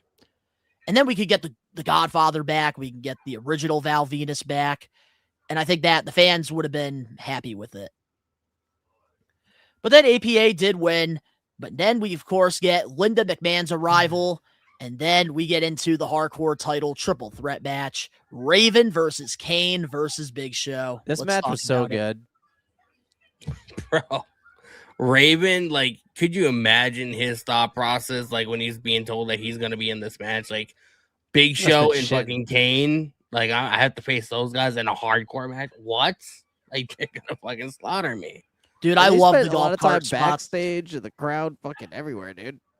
Especially when the referee was on Kane's go-kart. Yeah, the funny thing about this is people were worried when Raven was in the golf cart or whatever, because when he drove into that that little ditch or whatever, he almost cut the power to the entire fucking building. That is crazy how close it was. And then also the window spot was incredible. Beautiful spot. Raven getting put through the window when they were safely done. Yep, they weren't real glass. Crimea River. Sorry. Crimea River. And then here's the finish right here. Kane gives Big Show to Big Boot. They both fall into... What I find to be very interesting about this match is this is one of the one matches that didn't require a said finisher to get the pinfall. It was a leg drop. Like, it was a leg drop out of anything. Like, it was a leg drop and it got the pin. I kind of think it was like more like an elbow drop, but they said it was a leg drop. Because if you look the way like Big Show was angled and then how Kane was angled, you know. Yeah, yeah. I suppose, yeah. I agree with James all day, though. Raven did deserve better during his time in WWE. He was one of my favorite hardcore champions, but Kane walks away with the title. This was just such a fun match, and it had no reason to be so much fun to watch, but it was great. All right, well, before we get into our next match here, we did get a backstage segment with Kurt Angle, with Edge and Christian. I thought that was pretty funny. I always thought they had great chemistry together. Then we saw The Rock arriving into the Houston Dome. And then we get into our European title match, Eddie Guerrero versus Test. This was before the time of greatness for Eddie. Like, obviously, he was just as good in the ring as he's ever been, but this is before, like, obviously, everybody really got behind him. Like, this was a couple of years before he really, like, broke out into, like, you know, the main event scene and, you know, won his WWE title, and from Brock Lesnar had his very prolific promo moment with him, you know, and, like, really jolted into, like, you know, the echelons of, you know, some of the greats. But this would technically be considered his prime because this is shortly before his untimely death. And it was only 3 years later. So it's a shame, you know. It was 4 years later. Rather. 4 years later. But either or, this was just kind of like the beginning of something that was going to be extremely legendary that we still talk to this day. So this match was good. You know, like Test is a hit or miss for some people. I always Underrated. saw him as he was so good in the ring, bro. I always saw him as lesser Edge. Or lesser Triple H, rather. We saw him as lesser Triple H. Yeah, a lot of people did do the comparisons because Stephanie was with him first. Yeah, but either or, you know, again, it's crazy to think in this picture that these two guys are no longer with us. So, you know, like, this is another match we'll never, unfortunately, get to revisit. But this was kind of one of them that stood the test of time if we really knew, you know, what we know now. But what are you guys' thoughts? I liked it, man. It was for the European title. This was when Eddie Guerrero was still with the Radicals. You know, we had Perry Saturn come out, and Dean Malenko, you know, ultimately helped him win the title. And I feel like Eddie Guerrero and Test had really good chemistry with each other. Like, they're very fluid in the ring. Test is absolutely, like, you know, very underrated talent. Like, you know, for a big guy, like, the same kind of intensity that we see from nowadays, from like a Will Ospreay or Kenny Omega or, you know, any of these guys, Kyle Fletcher, like, that's kind of the same intensity that we got from Test. You know what I mean? Facts. So, like, everything that he did in the ring, even though he did it extremely safe, obviously, but it was real believable. Like, his big boots, his fucking, like, splashes in the corner, his fucking elbows, his flying elbow, like, you know. He was just awesome in the ring, and obviously you had to have a good dance partner, meaning Eddie. Eddie was absolutely phenomenal in the ring as well, whatever. So, like, having these guys be in the same match, you know, this match was fun. You know, it wasn't anything crazy, but it was fun. I will say this was another short match. It was 8 minutes and 32 seconds, but it didn't feel like that. Test, I forgot how good he was. So underrated in the ring. Him and Eddie, I thought they put on a great match here. And I just never understood why Test never got that big push, because he's somebody that, like, I think was just in the wrong era of wrestling. Because I do think that if he was in, like, this era of professional wrestling, he would be a top guy. 100%. because he was very good for his time, especially for like how big he was.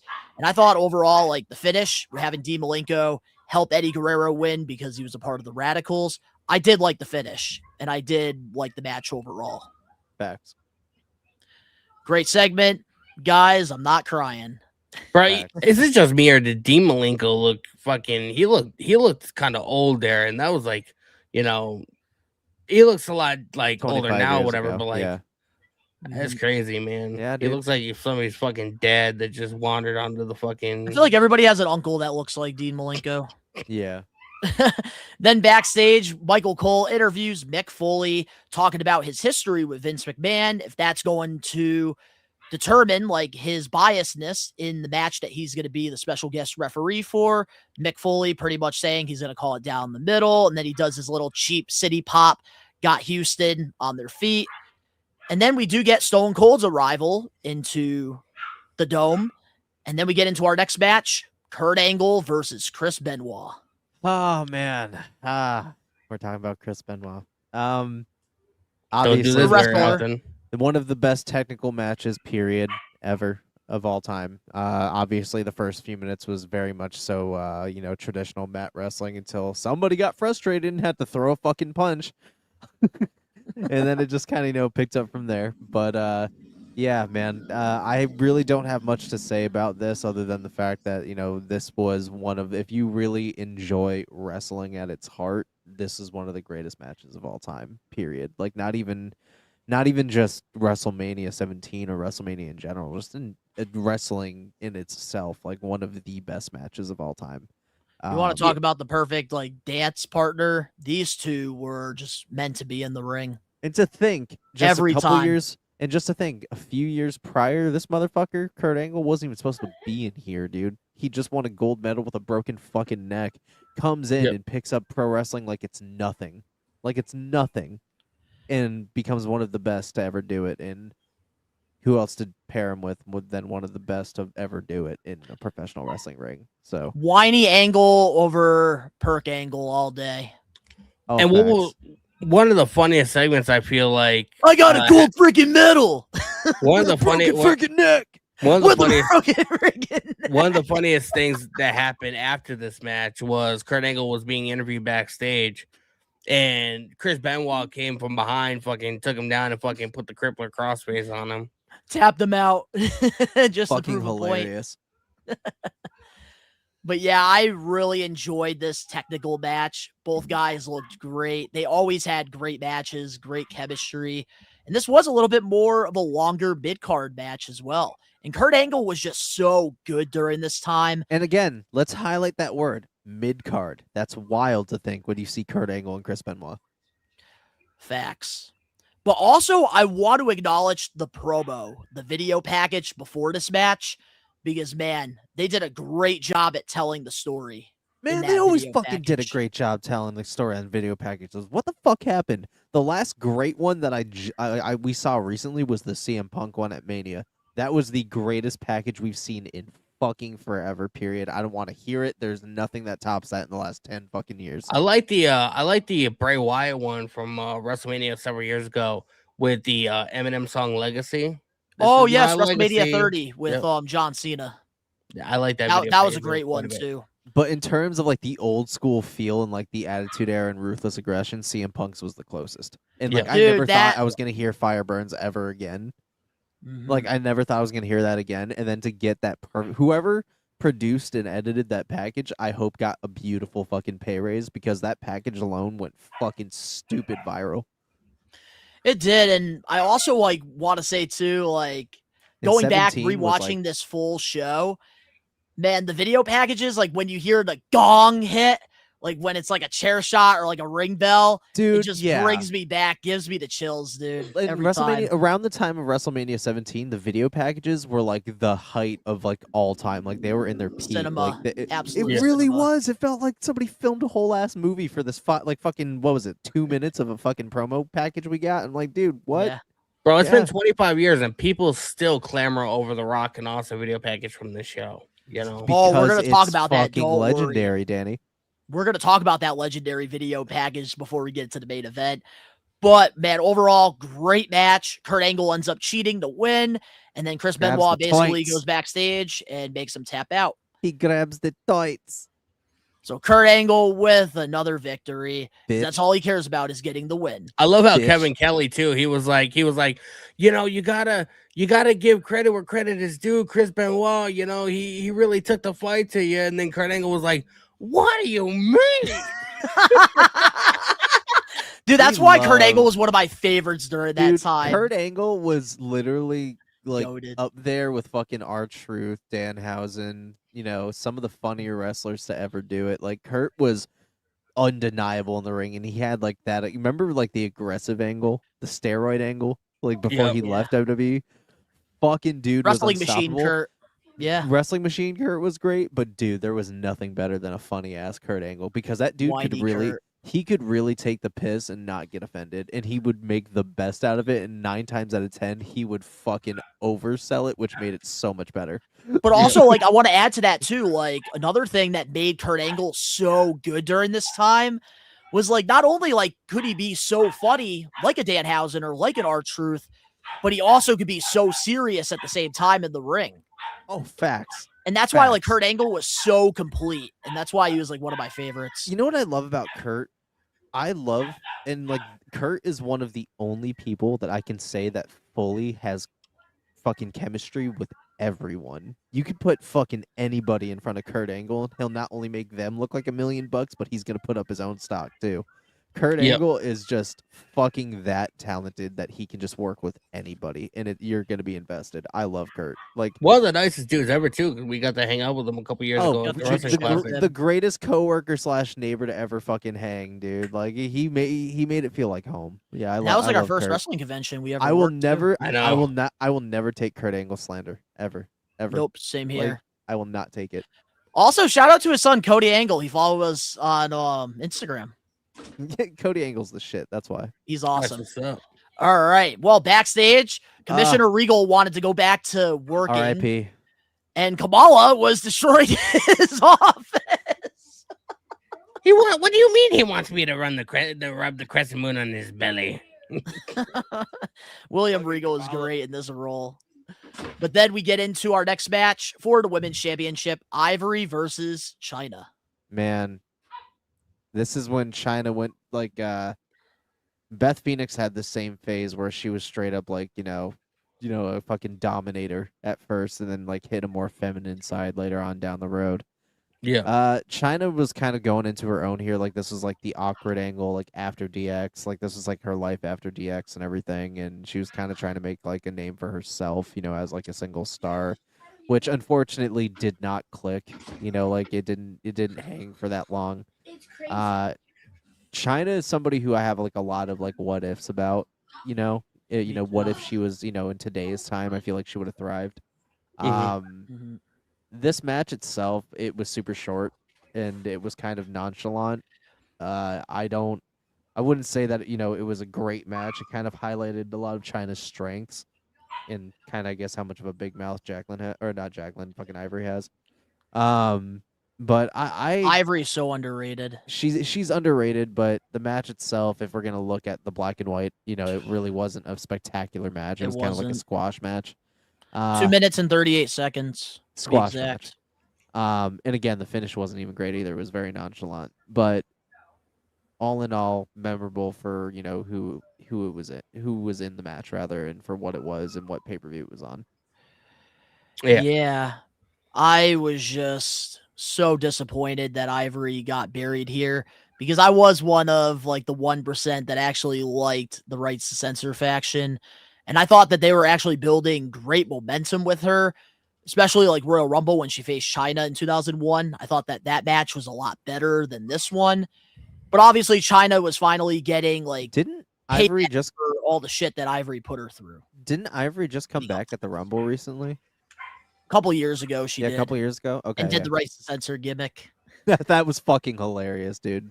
But I love the was video fucking package hilarious. because I remember being in this time and I really enjoyed the storyline for this. I just hated that she got buried. I feel like that's what it is. Like around this time, like every single match, it seemed like had like some kind of like story to it. So regardless not every. regardless if like the matches, were semi okay or at very least decent, like it was always like the story was intriguing going into the match. Like this story, like the whole thing about like China's neck being broken or whatever, you know what I mean? Like Ivory, being the cause of it supposedly, and like I feel like Ivory and China had a great dynamic. You know what I mean? They did. I just wish like with Ivory, she didn't get buried here because like after this, she really fell down the card and never came back to where she once was. But China ends up winning the women's championship, and then I think a few months later ends up leaving WWF at the time. Yeah.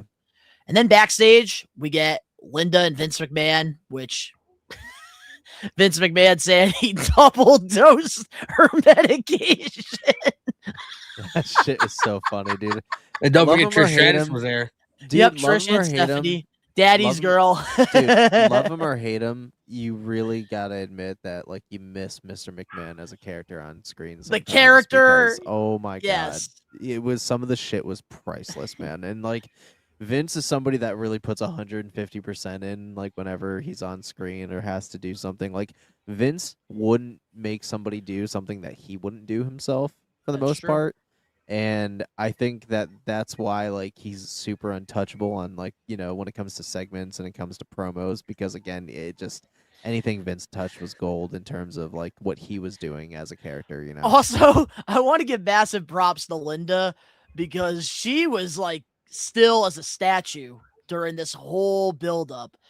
I can't Yeah. believe Vince said he was gonna double dose her fucking medicine. Dude, You want to hear yeah. something That fucking was crazy? priceless. You want to hear something crazy? What's up? Yeah. I'm older now than Shane was during this match. He was only 31 during this match. Dude, Wow. shut the fuck up right now. He was only 31. All right, years old. well, getting into our next match, we have Vince McMahon versus Shane McMahon, father versus son. Honestly, this match was pretty fucking diesel. I will say, like this match actually went pretty fucking in. Like, And this is the like, first match that we saw the coast to coast spot, and that like became like Shane McMahon's That's like, what made it signature iconic. throughout his career. That's what made it iconic, dude. Yeah. It was interesting because like we obviously saw like the resolution of a lot of stories, like Trish finally, turning face and smacking the fuck out of Vince, her and Steph going at it. And it was a wild fucking time, like this was during the time of the height of the show, I like to say, during its prime seasons when everything was kind of reality blurred because he had a real family doing this crazy shit, and it really made legends that night, which is why I feel like WrestleMania 17 is so crucial to the wrestling culture in general, because that was a night where WrestleMania felt like a beyond spectacle where stars were truly born and Hall of Famers were made. Man, Eddie McMahon storyline, especially during the Attitude Era, Golden. there was nothing more entertaining on TV than the McMahons. Oh, dude, hands nothing. down. And Nothing. that pop when Linda got off the chair, dude, And they kicked him built right in the that nuts. up. Oh, and the kicked low blow, him yeah. right in the nuts. Yeah, dude. It's fucking dude, Vince's cells back in the fucking early 2000s and the 90s were the greatest things on the planet because again, fuck, damn it. He goes 150,000% in every single time. That's something I always appreciated Vince McMahon for, was he really made that character something special. And that's the thing. Probably to me, besides the My Way video package, this storyline, loved the video package. Probably my second favorite one of the entire card. I'll give you Great promo, great matches. Everything just was a puzzle piece that just fell into place. And Linda McMahon just kicking Vince in the nuts, that was perfect. Priceless. Yeah. And like everything that led up to this match, like, the segment or whatever at the McMahon home when Linda's just sitting there just looking out the window and Trish and Vince show up and like they brought flowers to Linda or whatever, and then they walk off to do whatever they're gonna do, and Vince is like, "Happy Valentine's Day, Linda," like just like, bro, like, and then like the dynamic with like the kids or whatever, because Shane was, he was all for his mom, and then He was a Stephanie was mama's all, boy. Stephanie was all for her dad or whatever, and Daddy's Yeah, girl. it was just entertaining, man. And then the coast to coast, man, one of the cleanest, probably one of the biggest spots of the entire card. Besides the match we're going to get into pretty soon. But what a match overall. Shane McMahon gets revenge for his mother, defeats Vince McMahon. And now it's time to get into the TLC ladder match for the tag titles. The Dudleys defend the titles against Edge and Christian versus the Hardy Boys. What Let's the talk fuck about is it. there really to say about this match? Because this match is, again, so crucial to the wrestling culture.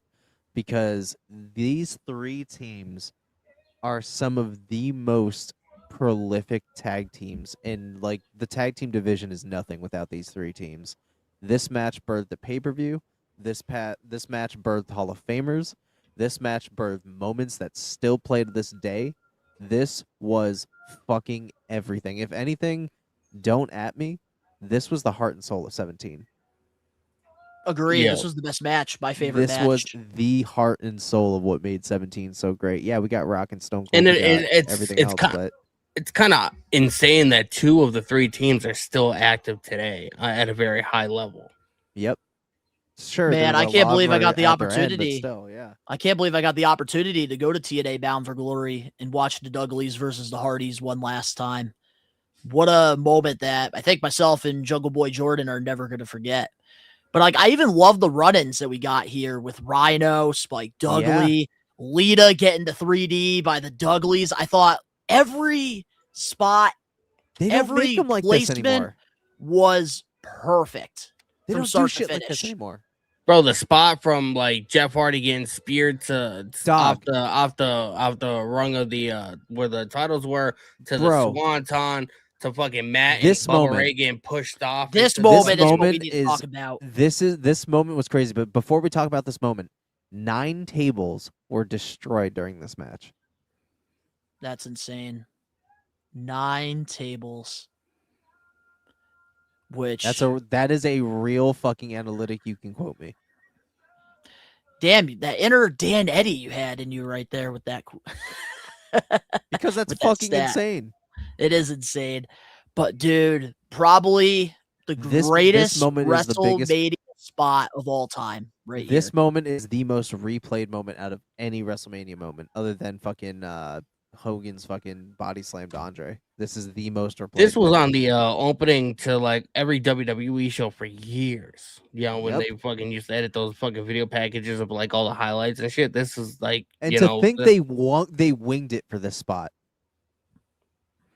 Fucking nuts. Incredible. This is probably one of the greatest shots Kevin Dunn ever got as a producer in that truck because, like, dude, they captured it beautifully. Oh, dude.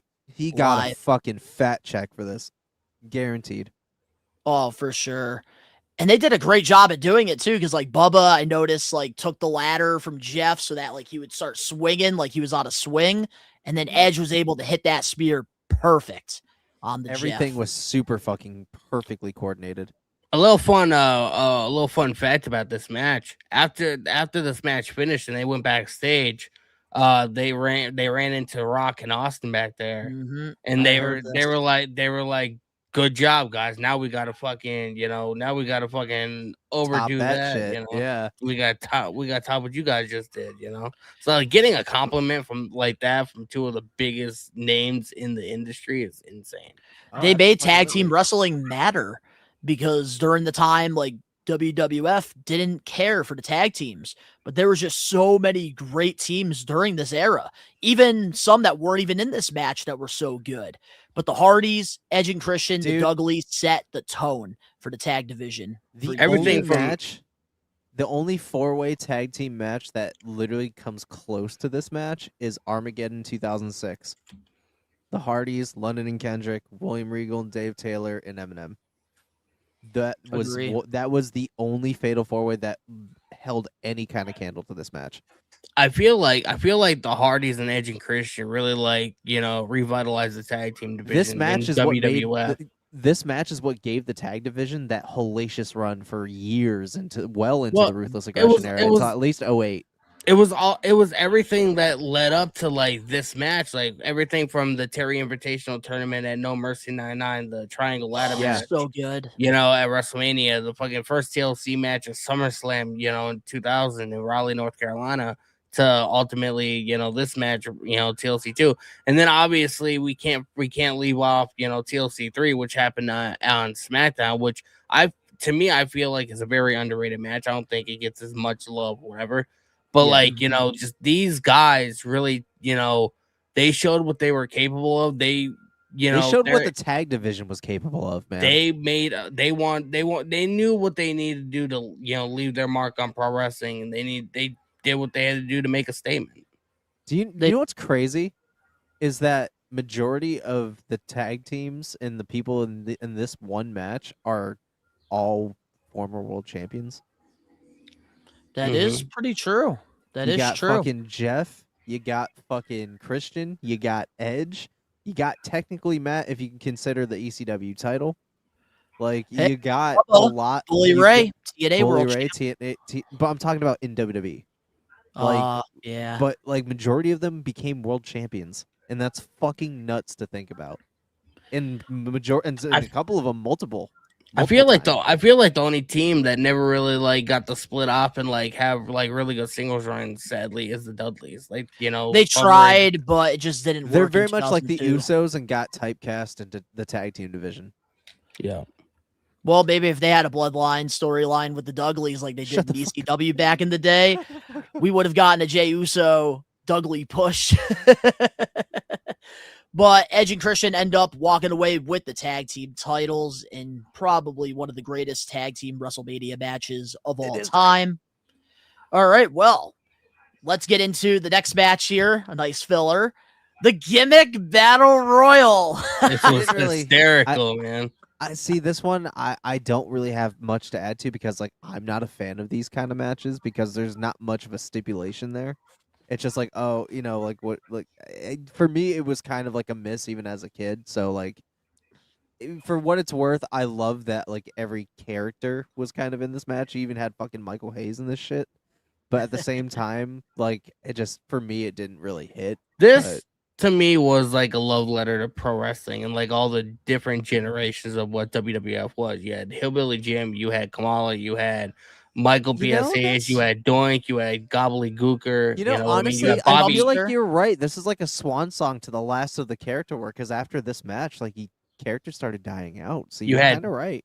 Bobby the Brain Heenan on commentary, like you know, this was Gene Okerlund. This was a love letter to pro wrestling and like the history of what WWF was back in the 80s and early 90s. That's what I consider this. I thought that this was like a love letter as well, and that's a beautiful take, Daddy. I got to give you that. Holy and it's also shit. cool Somebody to give him see his fucking these Oscar. independent. Like, it's also cool to see that these guys who probably were still taking independent bookings to still make a living doing what they love get a nice payday. They get to wrestle in the dome in front of 60,000 people WrestleMania. at WrestleMania. I thought that this was a perfect love letter to pro wrestling, especially the old school guys getting an opportunity, getting to redefine, like just get to celebrate their careers. And the thing about it is, it was still around a time to where all of them were still in relatively they were still relatively young. They were healthy. It's not like we had a bunch of 70 and 80-year-olds out there. You know what I mean? Felt like that. It wasn't like Ric Flair's final match. Watching Jim Cornette and again, like one man gang getting thrown over the top rope was hilarious. The only downfall is we didn't get a promo from fucking the Sheik saying fuck Hulk Hogan, Bubba. Fuck the Hulk Hogans. But then Iron Sheik takes him out. Fuck Hulk Hogan now. Fuck Hulk Hogan then. That's Teddy Long. Forever. Dude, like guys, if you're not following Iron Sheik on X, you have to. Like some of those tweets are just so legendary. But the Sheik ends up winning the Battle Royal. Bro, we now had getting back into the real program here. We had a podcast episode that we did. And we spent a good 20 minutes just reading fucking Iron Sheik tweets and just fucking laughing hysterically. It was around the time he passed away, I think. So right What a now, time to James, do it. we're about to be finishing up the WrestleMania 17 getting put over, and then we're gonna get into night 2. But here we go with our next match: Undertaker versus Triple H. Obvious banger, you know, legendary as fuck, and obviously Triple H was in his most steroid induced yoked physique of his life. What are you He talking just about? he had just came back at the Royal Rumble literally that year. No, that but was This no, was before his quad injury because he Oh. returned. He won the 2002 Royal Rumble. 2000. He That's was out. right. He was out the entire Invasion storyline. That's And this was sort right. of like at the very beginning. Yeah, that's right. Yeah. Okay. But either or, it was great. It was great. Any early on Taker and Triple H match is honestly super fucking peak. A little fact about this match. This was the last match that Taker had that he actually he was told after this match that he's on a streak. I think the following year, I think 18 was the first Mania to where he was like, oh shit, like I'm on a fucking I never lost at WrestleMania. He didn't because he didn't really keep track or whatever. You know what I mean? This was the last WrestleMania before they really made the streak a thing. Yeah. You know why? Because What? I noticed on commentary during the match, Jim Ross kept bringing up how Undertaker's undefeated at WrestleMania. And I think that's when WWE kind of put 2 and 2 together and they realized, oh, we have something here. That's money. One thing I did not like about this match is it's gonna be a very nitpicky thing, is when towards the tail end of it when they're fighting in the crowd, they're on this little truss thing or whatever, and Undertaker chokeslams Triple H off. You can clearly see that he lands on like a foam padding because the entire thing fucking moves. And it's very foam like. It's like a mattress. That was like my only critique about this match, but it was fun, man. Like Undertaker and Triple H worked really well together, especially around this time. Like they were both still relatively in decent shape. They were still in the main event scene or whatever. And just the dynamic between them two, a lot of history there, and they had some wars together. So, Dude, the storyline leading to this match made it even better. And I thought the video package told the story perfectly well, with Stephanie McMahon having that restraining order on the Undertaker, and then Taker having Kane lift Stephanie up in order to get the match from Regal. I really enjoyed this, and it was kind of funny to see Mike Chioda knocked out for 20 minutes here while Triple H and Undertaker are just whooping each other's asses all over the arena. Imagine if Triple H was part of the Invasion. To be honest, man, this might be a hot take. I don't know how you guys feel. I don't know if the Invasion storyline would have worked if Triple H was there. Because, it was all about the Invasion going, WCW and ECW going against WWE and having Steve Austin, go to the other side, away from WWE. And just the dynamic of oh my God, is WWE legitimately going to go out of business? I don't think it would have worked if Triple H had not gotten hurt. But also, I love that Motorhead performed as well for Triple H, going into the entrance. Lemmy, man. Fuck yeah. And then one thing I also wanted to talk about, because I notice a lot of little things when I'm doing these getting put over reviews. Yeah. And I loved that the referee didn't take shit from Triple H throughout this match, fighting back, pushing him. That's how Earl Hebner used to be. Earl Hebner would always if Triple H showed him a gun in his face, he'd fucking just shove Triple H back or whatever. That's how Earl Hebner was. But I love that about the referees because I miss them being officials. Yeah. Like they're supposed to. You're supposed to call the bullshit out when you see it. Kind of like me. I feel like I'm the referee of We Are Wrestling. But Undertaker hits Triple H with the last ride. 1, 2, 3. Undertaker wins. And then we get into our main event match for the WWE Championship. The Rock defends the title against Stone Cold. My way. Greatest video package of all time. Yeah, still literally gets by. Still fucking have it popping up my Instagram algorithm. They somebody, I don't know if it was like a WWE thing or whatever, but somebody edited a video. It was on WrestleMania 40. And somebody edited the Cody Rhodes and Roman Reigns to the song or whatever, same edits and same everything. It was fucking insane. Yeah, a lot of fans be doing that with like these main event matches. They try to replicate The Rock and Stone Cold, and I think it's pretty cool. Limp My Bizkit for the way, Hall of Fame, I definitely incredible. agree. Oh, I Yeah, totally that'd be agree. sick. That'd Limp be sick. Bizkit for the Hall of Fame. Yeah, this match was Don't good. get Will the Thrill excited about that. Yeah, this match was fucking good, man. And again, the package was incredible. This match honestly felt like the closing of a very special era of WWE and at the time WWF.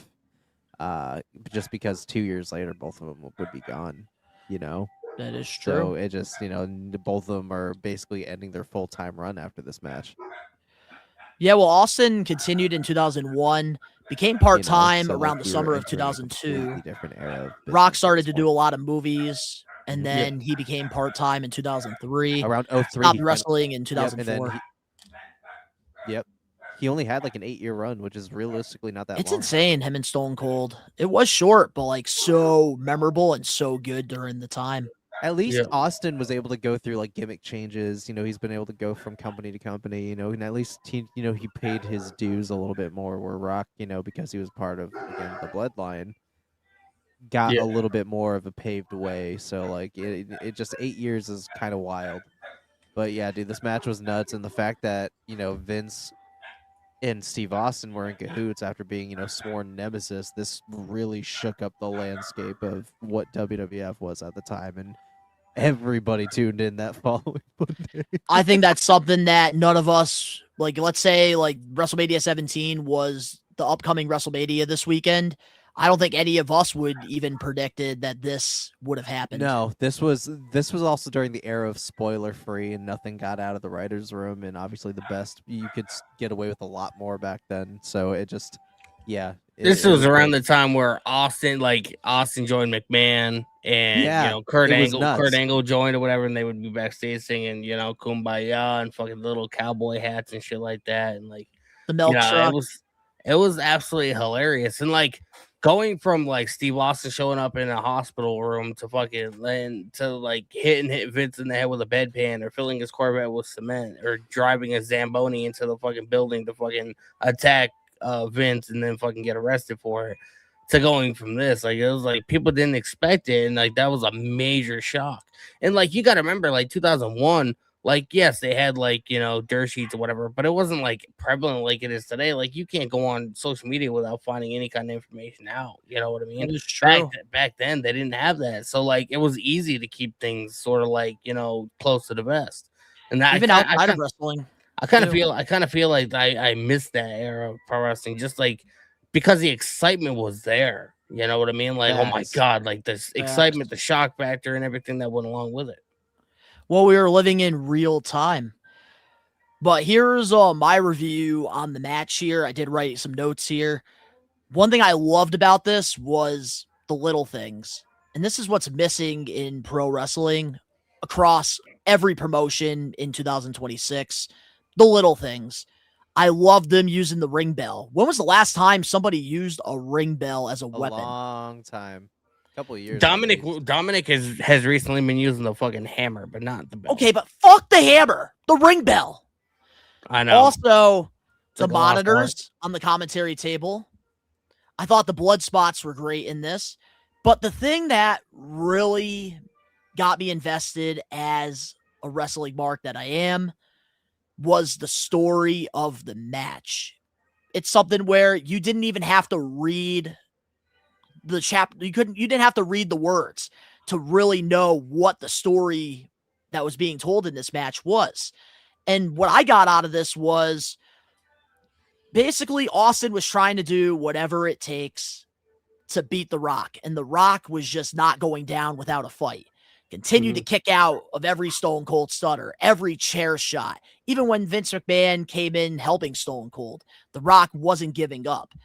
And then like even Stone Cold going back to the Ringmaster days, doing the $1 million submission. That was also a really cool call as well. And then doing their own finishers on each other, even doing a roll-up pin on The Rock. I just love the story that was told in this match, but I didn't like the spot that Vince turned on The Rock and helped Austin. I think they could have done that a little bit better. I feel like it needed to happen though, because it needed to, but I'm just saying, like, they did it like midway through the match. I kind of wish it was a little bit more towards the end.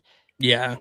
And like maybe The Rock was closer to like the apron so that maybe Vince like grabbed the leg like you see a lot nowadays. Like I felt like that could have been a little better. I feel like I'm the only one, but I really loved the 2-man power trip when Triple H and Steve Austin were like somewhat of a tag team. They pretty much ran the entire division. I feel like I'm the only one that fucking like enjoyed that era of WWF. Well, to end things off, Stone Cold wins his championship and aligns with Vince McMahon, setting up the alliance angle that we get in 2001. Mm-hmm. All right. Well, before we get back into night 2 of WrestleMania predictions, what do you give this out of 10? And your final thoughts on the show overall? I'd have to give it a 10, man. Like, it was like just the story going into it, like the nostalgic factor of it. You know what I mean? Same way that, I'm sure somebody, 15, 20 years down the line, for whatever reason, is going to say that maybe WrestleMania 42, was, a 10 out of 10. You know what I mean? Just the time period that we were in around that time, man. Nothing beats it. Agree. I'm going to go 9.5 because I do think there is one WrestleMania that is better than 17. And I think it's WrestleMania 21. Oh, WrestleMania 21? Yep. And I just recently watched that one too. Yeah, I would honestly have to agree with everything you just said, Donnie. I would give it like a 9, 10, like a 9 out of 10, and specifically for those reasons. Yep. But WrestleMania 17, one of the more memorable WrestleManias, and we finally got to put it over. And our next big PLE that we get to put over is SummerSlam. We still have a lot of time to think about which SummerSlam we're going to review and put over. But now it is time to get back in the swing of things with WrestleMania 42 predictions. So, are you guys ready? I'm ready, man. Let's rock and roll. All right. Well, let's rock and roll. And we might as well start off with a bang. And that is Brock Lesnar versus Obafemi. Oh, man. For the little amount of time that they've had to build this up, I've enjoyed every single second, and I love seeing Brock more as like the team player on his way out, and he's really built Oba up and really like has opened the door and paved the way for him to be the next big guy. And I think this match is going to be something special, and arguably this is the match that I've been looking the most forward to, because I've really grown fond of Obafemi, and I've also really grown fond of this version of Brock Lesnar. I think it's going to be a banger, man. I think that, both of them have this certain thing that they just bring to the big guy physique that's also like super athletic, because we both know that they can move. They both know that they can lift a lot. They both have the certain kind of charisma that's just orbiting, so I think that this is going to be a really big one. We all know how this is going to end, but I just hope that it ends positively and that it flows smoothly into his final match. What a time to be alive to see, Brock Lesnar's final WrestleMania. So this is going to be a good one. Yeah, again, like you just said, like this is probably my. You hear them dogs barking in the background? That's going to be Brock Lesnar and Obafemi this Sunday. I know, right? Yeah, dude. Just like you said, this is my most anticipated match of the entire weekend, like above and beyond anything else. I feel like they built it really nicely. Just the surprise factor. Having, Brock Lesnar, extend an open challenge to anybody, and then having Rollins come out, and like everybody was like, oh God, again. And then you hear fucking the lights go out, Obafemi comes out, and they just set it up fucking nice. Nice. And like the promos back and forth, the fucking pull apart brawl when they were supposed to be signing the contract to go off Raw or whatever. They did a phenomenal job with this entire build, I feel like, in the short amount of time that they had to really build it. This Monday really solidified it. Like, it really solidified, like, Obafemi is a main event player. Like, this dude's going to be main event to WrestleMania for years to come. Dude's only 27 years old. You know what I mean? Like, so for him being as young as he is, He's knowledgeable. He can speak. If anybody's watched any of his work in NXT, I recommend you go back to NXT and watch some of his highlights, because the guy just has everything that you could want in a WWE superstar. This past Monday, the promo that he cut against Paul Heyman, very, very, very. I could only imagine how scared he was in some ways, because he was directing his promo at Paul Heyman, who's arguably one of the best talkers in pro wrestling history. But also you had Triple H, your boss, the guy that signed your checks, behind you. You know what I mean? So that could have been very intimidating. I feel like a lot of people would have crumbled under pressure in some way. But his promo was so authentically done that I almost feel like if they do not capitalize and have him beat Brock Lesnar this Sunday, it's going to be a massive missed opportunity. This guy is fucking it. When Brock Lesnar first came into WWE, guys like Undertaker, guys like The Rock, all these guys like Austin, they all had no problem putting Brock over. He beat a lot of them. Stone Cold walked away from WWE because of it. Well, yeah, but he also had a one hell of a story where. But you're right about Hulk Hogan. You're right about Undertaker. And you're right about The Rock. If Brock Lesnar does not agree to do business and put this guy over, I feel like it's gonna be a missed opportunity. I feel like Oba almost has to we never got that promo on Monday where Oba is being like, I'm the mountain you cannot climb. I'm the one. I've always been the one. And at WrestleMania, you will know it. If we never got that promo on Monday, I would have been like, okay, we can have Brock Lesnar beat him, and then maybe they have a rematch or Backlash or something, and Oba is able to get his win back. That's the only way I'd be okay if Brock Lesnar beat him, is if he can get his win back. That's fair. There's no point in Brock beating him if Oba's not going to get another chance to get his win back over Brock. You know what I mean? What's the point? I feel like that's kind of productive. So I almost feel like it's a missed opportunity. Oba Femi has no choice but to win. And if they drop the ball with this, I'm almost gonna throw my hands up with WWE, man. Because what the fuck are you doing? He can afford a loss. He is just beginning his career. Brock Lesnar is at the end of his career. And I think going into SummerSlam, the bigger picture, Brock, I do think, needs to beat Oba so that it is believable that he could win his final match against Gunther. And it's going to make things more exciting there. Oba can still look very, very strong. Brock Lesnar can literally shake his hand, do what he did with Cody Rhodes at SummerSlam. They could do the same exact thing. I do believe Oba Femi is next. I've been saying it. Him and Trick Williams are going to be main eventing WrestleManias for years to come. And Triple H being in that ring, honestly, a lot of people are complaining about it. I did at first when he got his nose involved. But I kind of like it because he's out there. He's hearing the Oba chants. He sees how over this man is firsthand. And I think Triple H now knows that he has his guy once Roman leaves. Oba is going to be the man for the next 5 to 10 years that they are going to build the entire company around. Mark my words.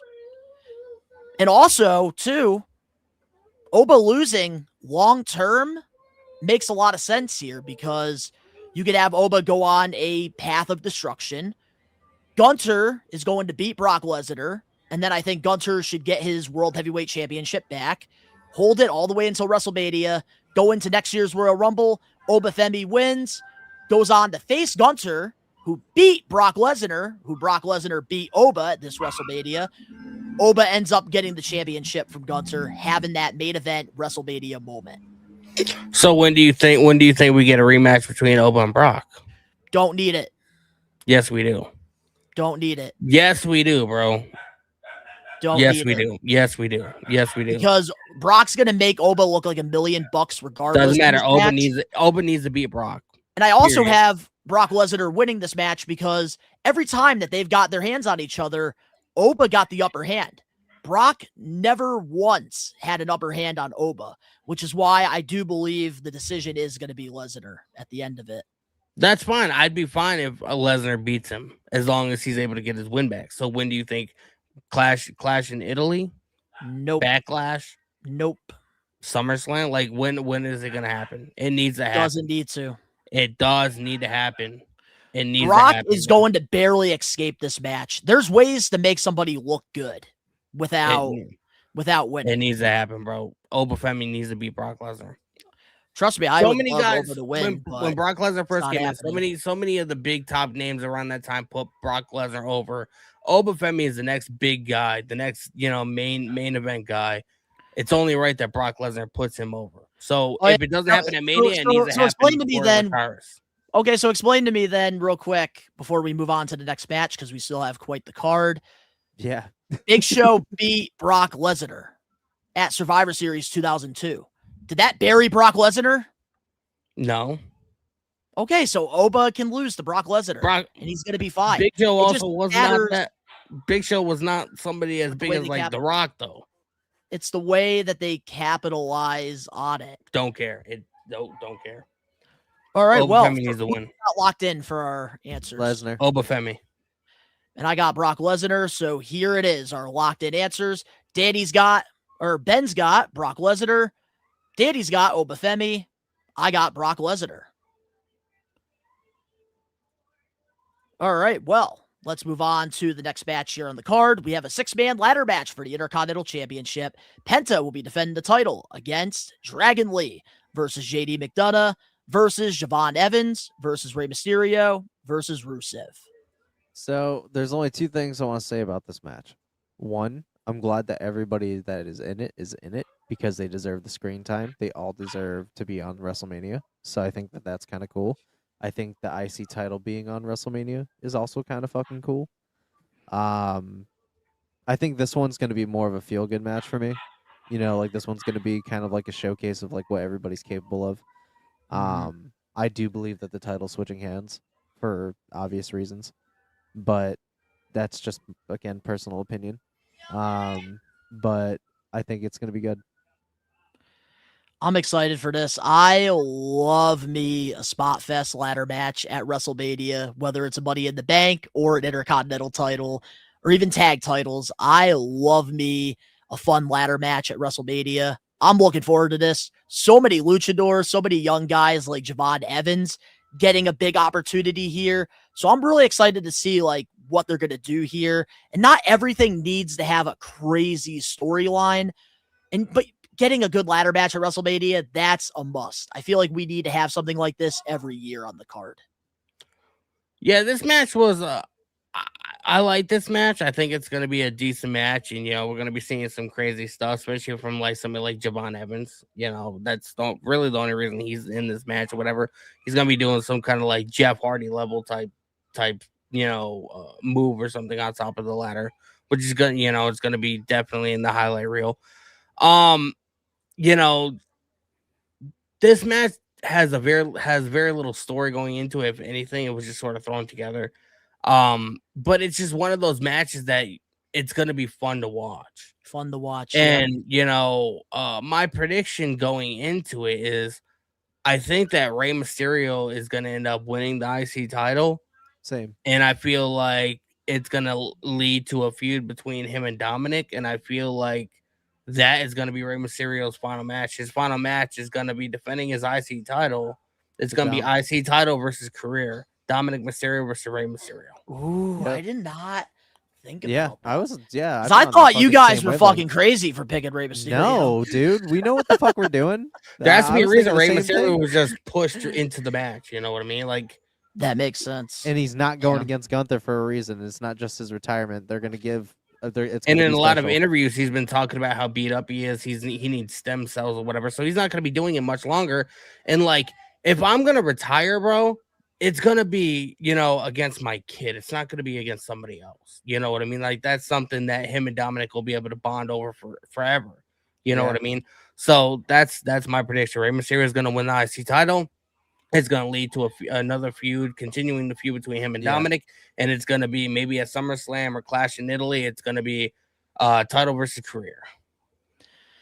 Yeah, I could see something like that happening, but I do have Penta retaining the championship. He didn't win the title not that long ago, and I feel like him winning this ladder match will just make him look really good. And I think Penta right now has a lot of momentum. I think he's bringing some prestige back to the Intercontinental Championship. And I think that he's going to have a strong outing. He's going to get a big WrestleMania win. And I see him being one of the guys who retains their title. But we'll have to wait and see what happens. I do see some people in the live chat saying they could see Penta or Javon Evans winning. That's what I love about like these little scramble matches. Really, anything can happen.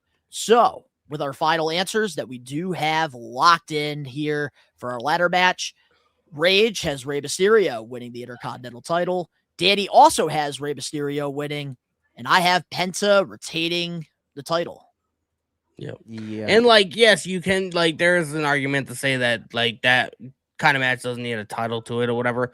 But I mean, if Rey Mysterio is gonna like put up his career, you know what I mean? Like, I don't know. There has to be something. It has to be something for Dom to go after. I understand.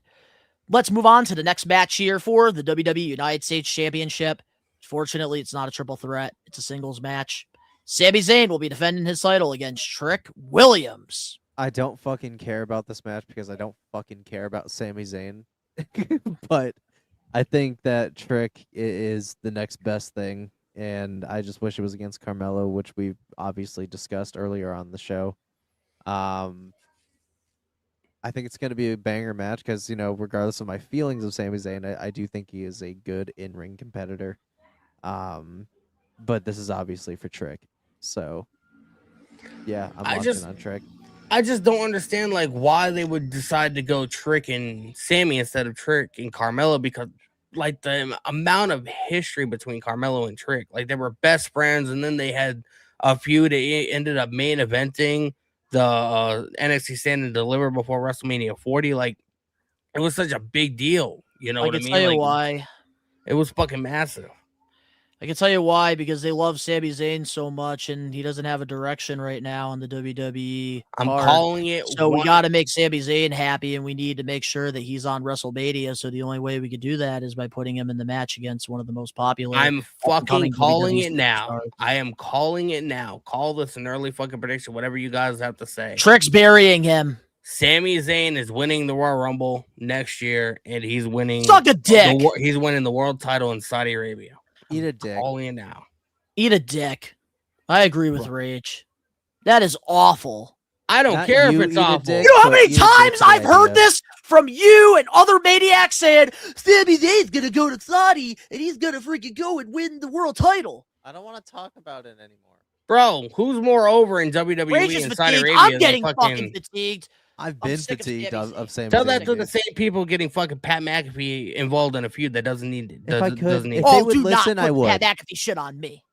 Yeah, if they would listen, I would. But they're not gonna. So I'm telling you, that's why. Yeah, I think Sammy, we take 2 steps and then we take 5 steps back every fucking time with this guy. But we all know what's gonna happen. Trick Williams is gonna bury the fuck out of him. Sammy's gonna probably be turning heel. Trick's probably gonna be turning face. I don't think it's going to be a burial. It's not going to be a quick match. I'd say they go probably about 10-15 minutes. I'm locked in. Regardless, Sami Zayn's almost like Sheamus. He's a phenomenal worker. People just get tired of fucking seeing him on TV. Well, I got Trick Williams winning this. I got Trick. Yep. All right. Well, with our locked in answers for the WWE United States Championship, we all have Trick Williams becoming the new United States champion. And I think we all agree that Carmelo Hayes should be here. Yes. Agreed. All right. Well, let's move on to the next match we have here for the WWE Women's Championship. Jade Cargill will be defending her title against Rhea Bloody Ripley. I fucking hate Jade Cargill so much. I just want Rhea to squash the fuck out of her, dude. So Me bad. too. Bro, I remember when Jade was first coming into the company, man. I don't want to hear it. You guys were fucking. I don't want to hear You it. guys used to talk hella shit about me Pull his because I mic. hated Jade Cargill, and you were like, bro, she's gonna be a superstar. Because she looks like a fucking star, and you would think WWE would actually freaking fix her. She looks one like a flaw. star. She looks like a star, but wrestles like Nia Jax. Well, you would think WWE with their fucking billion-dollar fucking performance center that they would actually freaking fix those flaws. But she didn't, and we're here. But Exactly. I'm so not. You can't throw that in our face. So yeah, fuck you. I don't know. I'm not stoked for the match. I just want Rhea to take it back, so at least has some kind of fucking relevancy. Again. So I don't care about the story. I don't care Jade. about the match. Jade Cargill is going to retain the title. Michin, B-Fab, and Jade are going to beat up Io and Rio, and we're going to see the return of Bianca, and that's going to set up a title match between Bianca and Jade at SummerSlam, Backlash, fucking the Italy show, whatever the fuck. That's what I think is going to happen. I mean, it's pretty much like paint by numbers. And we've heard reports recently that Bianca has been at the Performance Center training for a return. So I can't believe I'm agreeing with you on this one. I fucking hate Jade Cargill so much, and it makes me sick to my stomach that I actually have her locked in as my winner. I hope I'm wrong with this one. I would freaking give up my championship just for Jade to lose the belt and get off my TV screen. So I hope Rhea wins, but I do have Jade Cargill locked in, and I hate she has the body of an X-Men character, but the fucking wrestling ability of Nia Jax. That's a good analogy. That is a great analogy.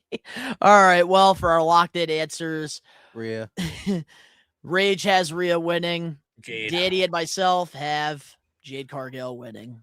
Rage is gonna fucking legitimately rage. You better fucking clip that and put that everywhere. Wow, we got a lot of takes. A lot of people feel passionate here about the Jade Cargill and Rhea thing. We'll read a couple real quick. Nate, I think Jade wins. Bianca returns. Chevy Dude, Jade retains because Bianca is going to get involved. Angelo, Bianca's going to return and Jade's going to retain because they are still planning for Bianca to win and keep Rhea on Raw. Jack Robins, Jade's winning. First WWE already promoting. She returned to Raw. Second Belair will help Jade.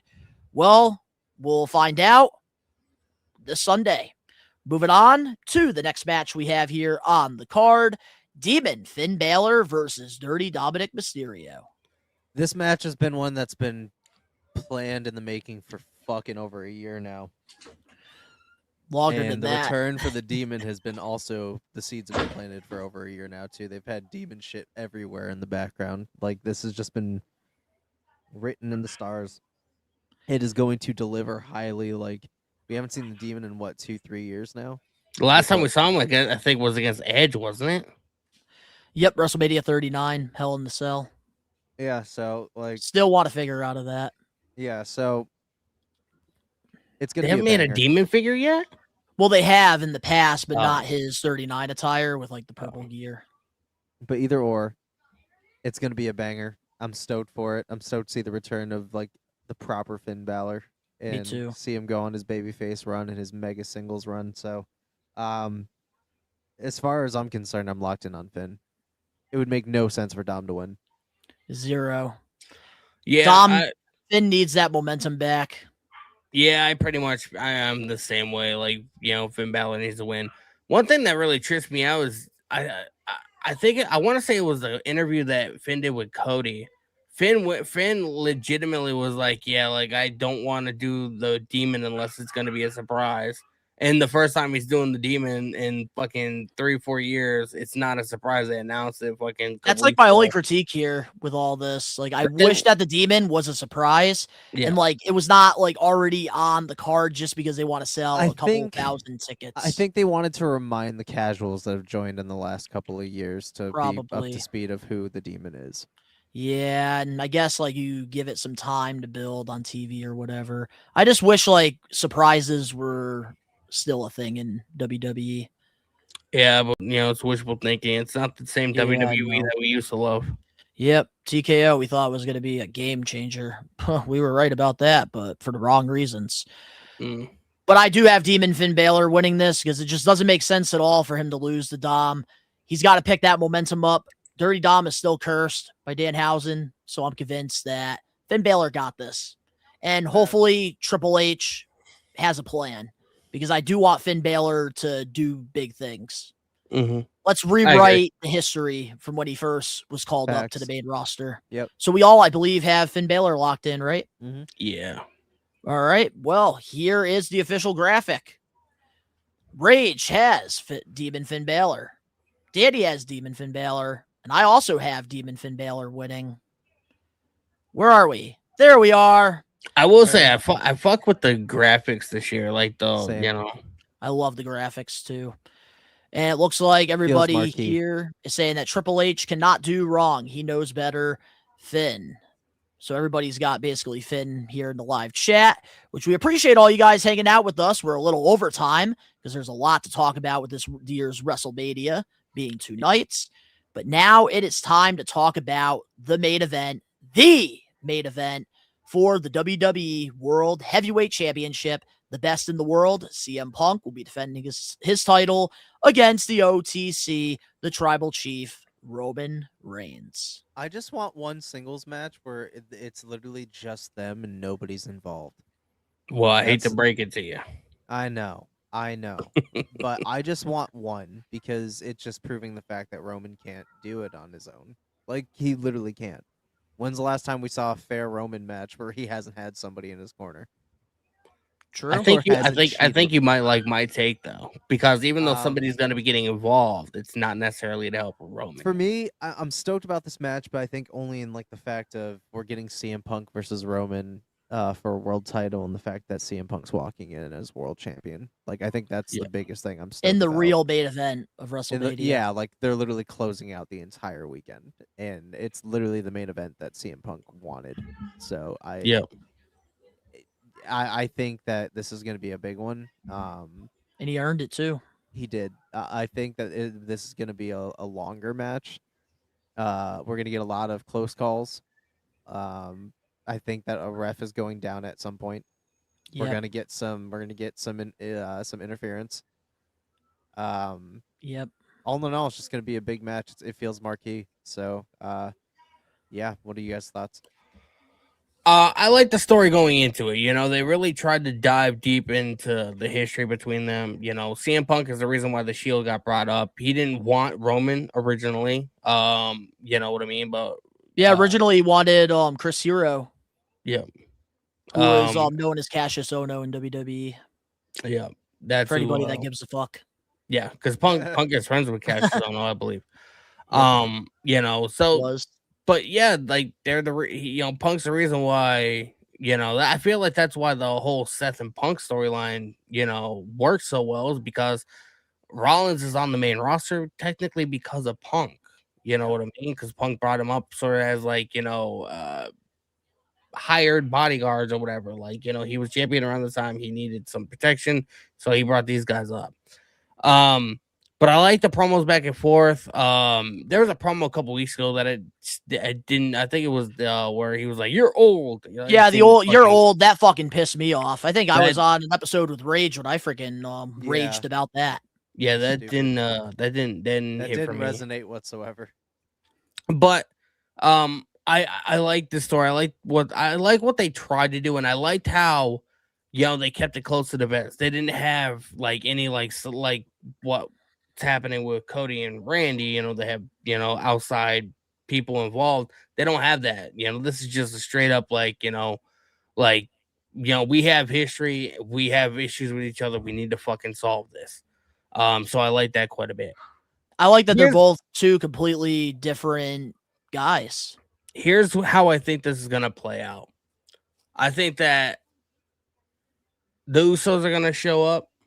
Obviously, you know, the Usos have been heavily invested in the story, and it makes sense because their match is gonna be opening night 1. This is night 2, so you know it's not like they have to, you know, have a match and then come out later that night or whatever. So I do think the Usos make a run-in appearance here, and I feel like Jimmy is sort of gonna be like, he's really not gonna want to choose a side. I feel like. But I feel like Jay is gonna be the one that chooses a side. Now I feel like we see somebody else who it's already been confirmed that he's in Vegas for CinemaCon, and that is The Rock. I feel like The Rock shows up. I feel like, you know, because we never got a conclusion about Roman losing the titles to Randy and, you know, The Rock or Cody and you know, the whole tag team match between Cody Rollins and Roman and Rock. So we never got like Rock's like thoughts on like, you know, Roman, you know, disrespecting the family by losing the titles or whatever. So I feel like Roman's gonna think that they're out there to help him. Jay is gonna super kick Roman, costing him this match. Is gonna allow CM Punk to take advantage of the situation. Jay Uso is gonna end up siding with The Rock, and this is gonna be the start of the build for WrestleMania next year. Rock versus Roman. The Rock and Roman are gonna be on a very limited schedule, so you need to do it in enough time in advance or whatever to really flesh out a decent sized story for these two, you know, going into Saudi Arabia next year. You're already setting yourself up to hate WrestleMania this year, and like fantasy booking The Rock and Jay. Probably, but Jay, you know, people have already been calling Jay, hey, you know, Rage, little I'm glad Roman, that Danny little won't be Roman, with us this weekend. little Roman. You know what I mean? And when Roman attacked Punk for the first time, Jay was the one calling the orders, and he called Roman Joe. He was like, Joe, smash him, you know, fucking do it, like smash his ass. You know what I mean? I feel like we're gonna get Jay Uso into that position of being the new tribal chief. And this is going to end up setting up The Rock versus Roman for WrestleMania. Lord, help us. Help us. I don't want that. I know Rage doesn't want that. I don't think anybody wants that. Jey Uso just needs the team with Jimmy. It worked. Just let them team together. That's it. We don't need any of this complex 10-minute story you just shared with the class. We don't need none of that. Yes, we do. Happening. Yes, no, we don't. Just let Roman and CM Punk cook like Rage said. We don't need to get outside interference involved here. Well, I think they have good enough story that they don't need to get anybody else involved here. We don't need to make this a TKO WWE thing, because I do see somebody here in the live chat mentioning Pat McAfee should get involved and help Roman. I don't want to see that happen. Keep Pat McAfee the fuck away from CM Punk and Roman Reigns. I do think that the two, they did a great job with this build-up. There was some parts that I didn't like the year old. I understand they didn't want to mention Larry, which they didn't have to. But come on, Roman could have come up with 1,000 other things he could have said. If McAfee could bring up, if McAfee could bring up Elite to Cody, why couldn't Roman mention something AEW related to CM Punk? Like, we could have gotten something there that could have been better. Do you honestly think Roman's seen an episode or a fucking highlight of AEW? Okay, but he could have made a funny, dumb reference, and that would have got people excited. If he's never seen it, how could he make a reference? You don't know that, though. But what I'm trying to say is, I also thought the go-home promo was fantastic. Perfect ending. Didn't even have to put a hand on each other to get me excited for that main event. And I thought they did a great job because they went back to what the first promo was and the why I hate you. And I think they did a great job there, both CM Punk and Roman Reigns, because they both have two completely different paths in the WWE, in sports entertainment, in professional wrestling as a whole. And I think that it was really cool to see that. And I feel like CM Punk's got it. I think CM Punk's going to win. CM Punk needs to win. Regardless, he needs to win. So I agree. I got CM Punk. All right. Well, that's who I also have locked in. So here it is, the official graphic for CM Punk versus Roman Reigns. Rage has CM Punk. Danny has CM Punk. And I also have CM Punk retaining as well. And you guys can say all you want that I'm overcomplicating things, that, you know, I'm setting myself up to fail by, you know, having The Rock get involved or whatever. The fact of the matter is, Saudi Arabia has extended the offer to The Rock with an ungodly amount of fucking money to do one match at WrestleMania. We have a whole year to do The Rock and Roman. We don't need to start at WrestleMania. Okay, and Roman and Rock are probably going to have like 7 appearances total the entire fucking year on TV. You know what I mean? So, like, we need a long time in advance to really flesh out the story and build it and build intrigue and get people interested in seeing it. That's what I'm saying. I don't think anybody's interested in seeing The Rock in 2026. Well, I think we are over it. And I've been over it since he didn't show up at WrestleMania to help John Cena win. Got himself involved, got himself out. I don't care what the politics. Saudi Arabia offered me, and I'm not saying this is the amount, but offered me, Danny, we all would take the money. $100 to $200 million to wrestle one match. I would take it. All right. Well, we all have CM Punk locked in, so we do agree, but we're going to have to wait and see what WWE has cooking. Well, let's see here what we got in the live chat. What's up, Deshaun, what's up, y'all from Vegas? Up, Lucky man? bastard. I've been having so much FOMO this week watching all you guys in Vegas. Angelo, can we stop talking about The Rock? I don't want to mention him until he shows up. Just hearing The Rock pisses me off. And I think I agree. It'd probably be Roman then. Jack, no, WWE already talking about Bloodline together again. Yeah, I can see that. If Roman does win, it is going to be probably a heel turn. Let's see. Tyrus, WWE stated an official apology on this. What the fuck? Punk wasn't disrespectful. Agree.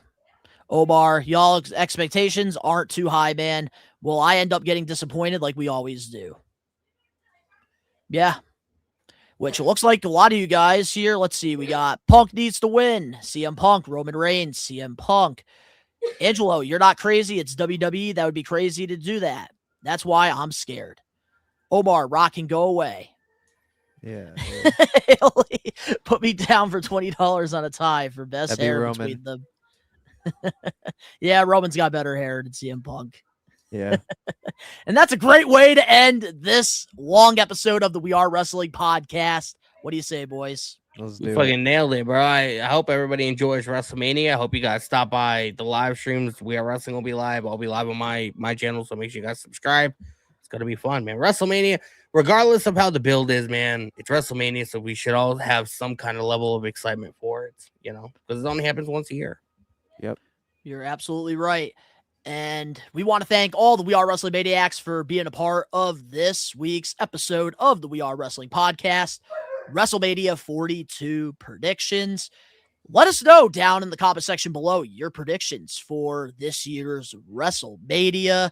Would love to hear it. Also, a couple reminders to the Maniacs out there that tomorrow, Danny and myself will be going live immediately following TNA. So 10 p.m. Eastern Standard Time. And we're going to be doing 11. our wrestling podcast extra. Oh, it's 11? Yeah, because TNA is on from 9 to 11. All right, well, at 11 o'clock, Danny and I will be on doing an extra, talking about AEW Dynasty, probably some stuff that will happen on Dynamite, and just wrestling news in general. Also, this Friday, the WWE Fan Goes to Indie Show Part 2 is coming out. This is a must-watch vlog. Rod Buddy has only watched WWE throughout his life until we brought him to Blitzkrieg Pro, and it's a good vlog. And then, of course, this Saturday, night one of WrestleMania, we'll be doing a live watch-along, and Sunday, night 2, we'll also be doing a watch-along as well. So we hope to see all of you guys there, which I don't know why that keeps happening. But if links are down in the description box below, because I already told you guys to subscribe. You can go follow Rage over on his Twitch, over on his social medias. Links are down below. You can go follow Danny over on his YouTube channel, where you do get additional live watch-alongs that you don't get here on the We Are Wrestling YouTube channel. I'm sure you'll be live for both nights of Mania. So if you guys want to SmackDown on Friday, periodically hop in and say what's up to Danny, go ahead. But you guys know really where to hang out. And that's with me and Rage Saturday and Sunday. But links down in the description box below. Go follow all of us. You can even check out my toy channel, because tomorrow WWE World opens up and there's going to be a lot of new action figure reveals. And I feel like a little kid on Christmas morning. I'm going to be covering all of it over on my toy channel. So if you want to go check that out, all the links down below. But of course, to all the We Are Wrestling Maniacs out there worldwide, before I say we are taking over, Ben, Danny, good luck with the predictions. May the best one win. Yeah, dude. Fuck yeah, man. It's rock and roll. We are taking over. Oh, before I say peace, who do you have winning the Thunder tournament in the first round? Either Ricky Phil or and Ricky. Phil. I can't. Ricky and pick. Phil. Well, here's the bracket. Ricky and Phil. Yeah, I'd go with them. Yeah, I think I'm going to have to go Ricky and Phil, too. Sorry, Jungle Boy Jordan. Sorry, Casual Cam. But we are taking over. Peace. Take it easy.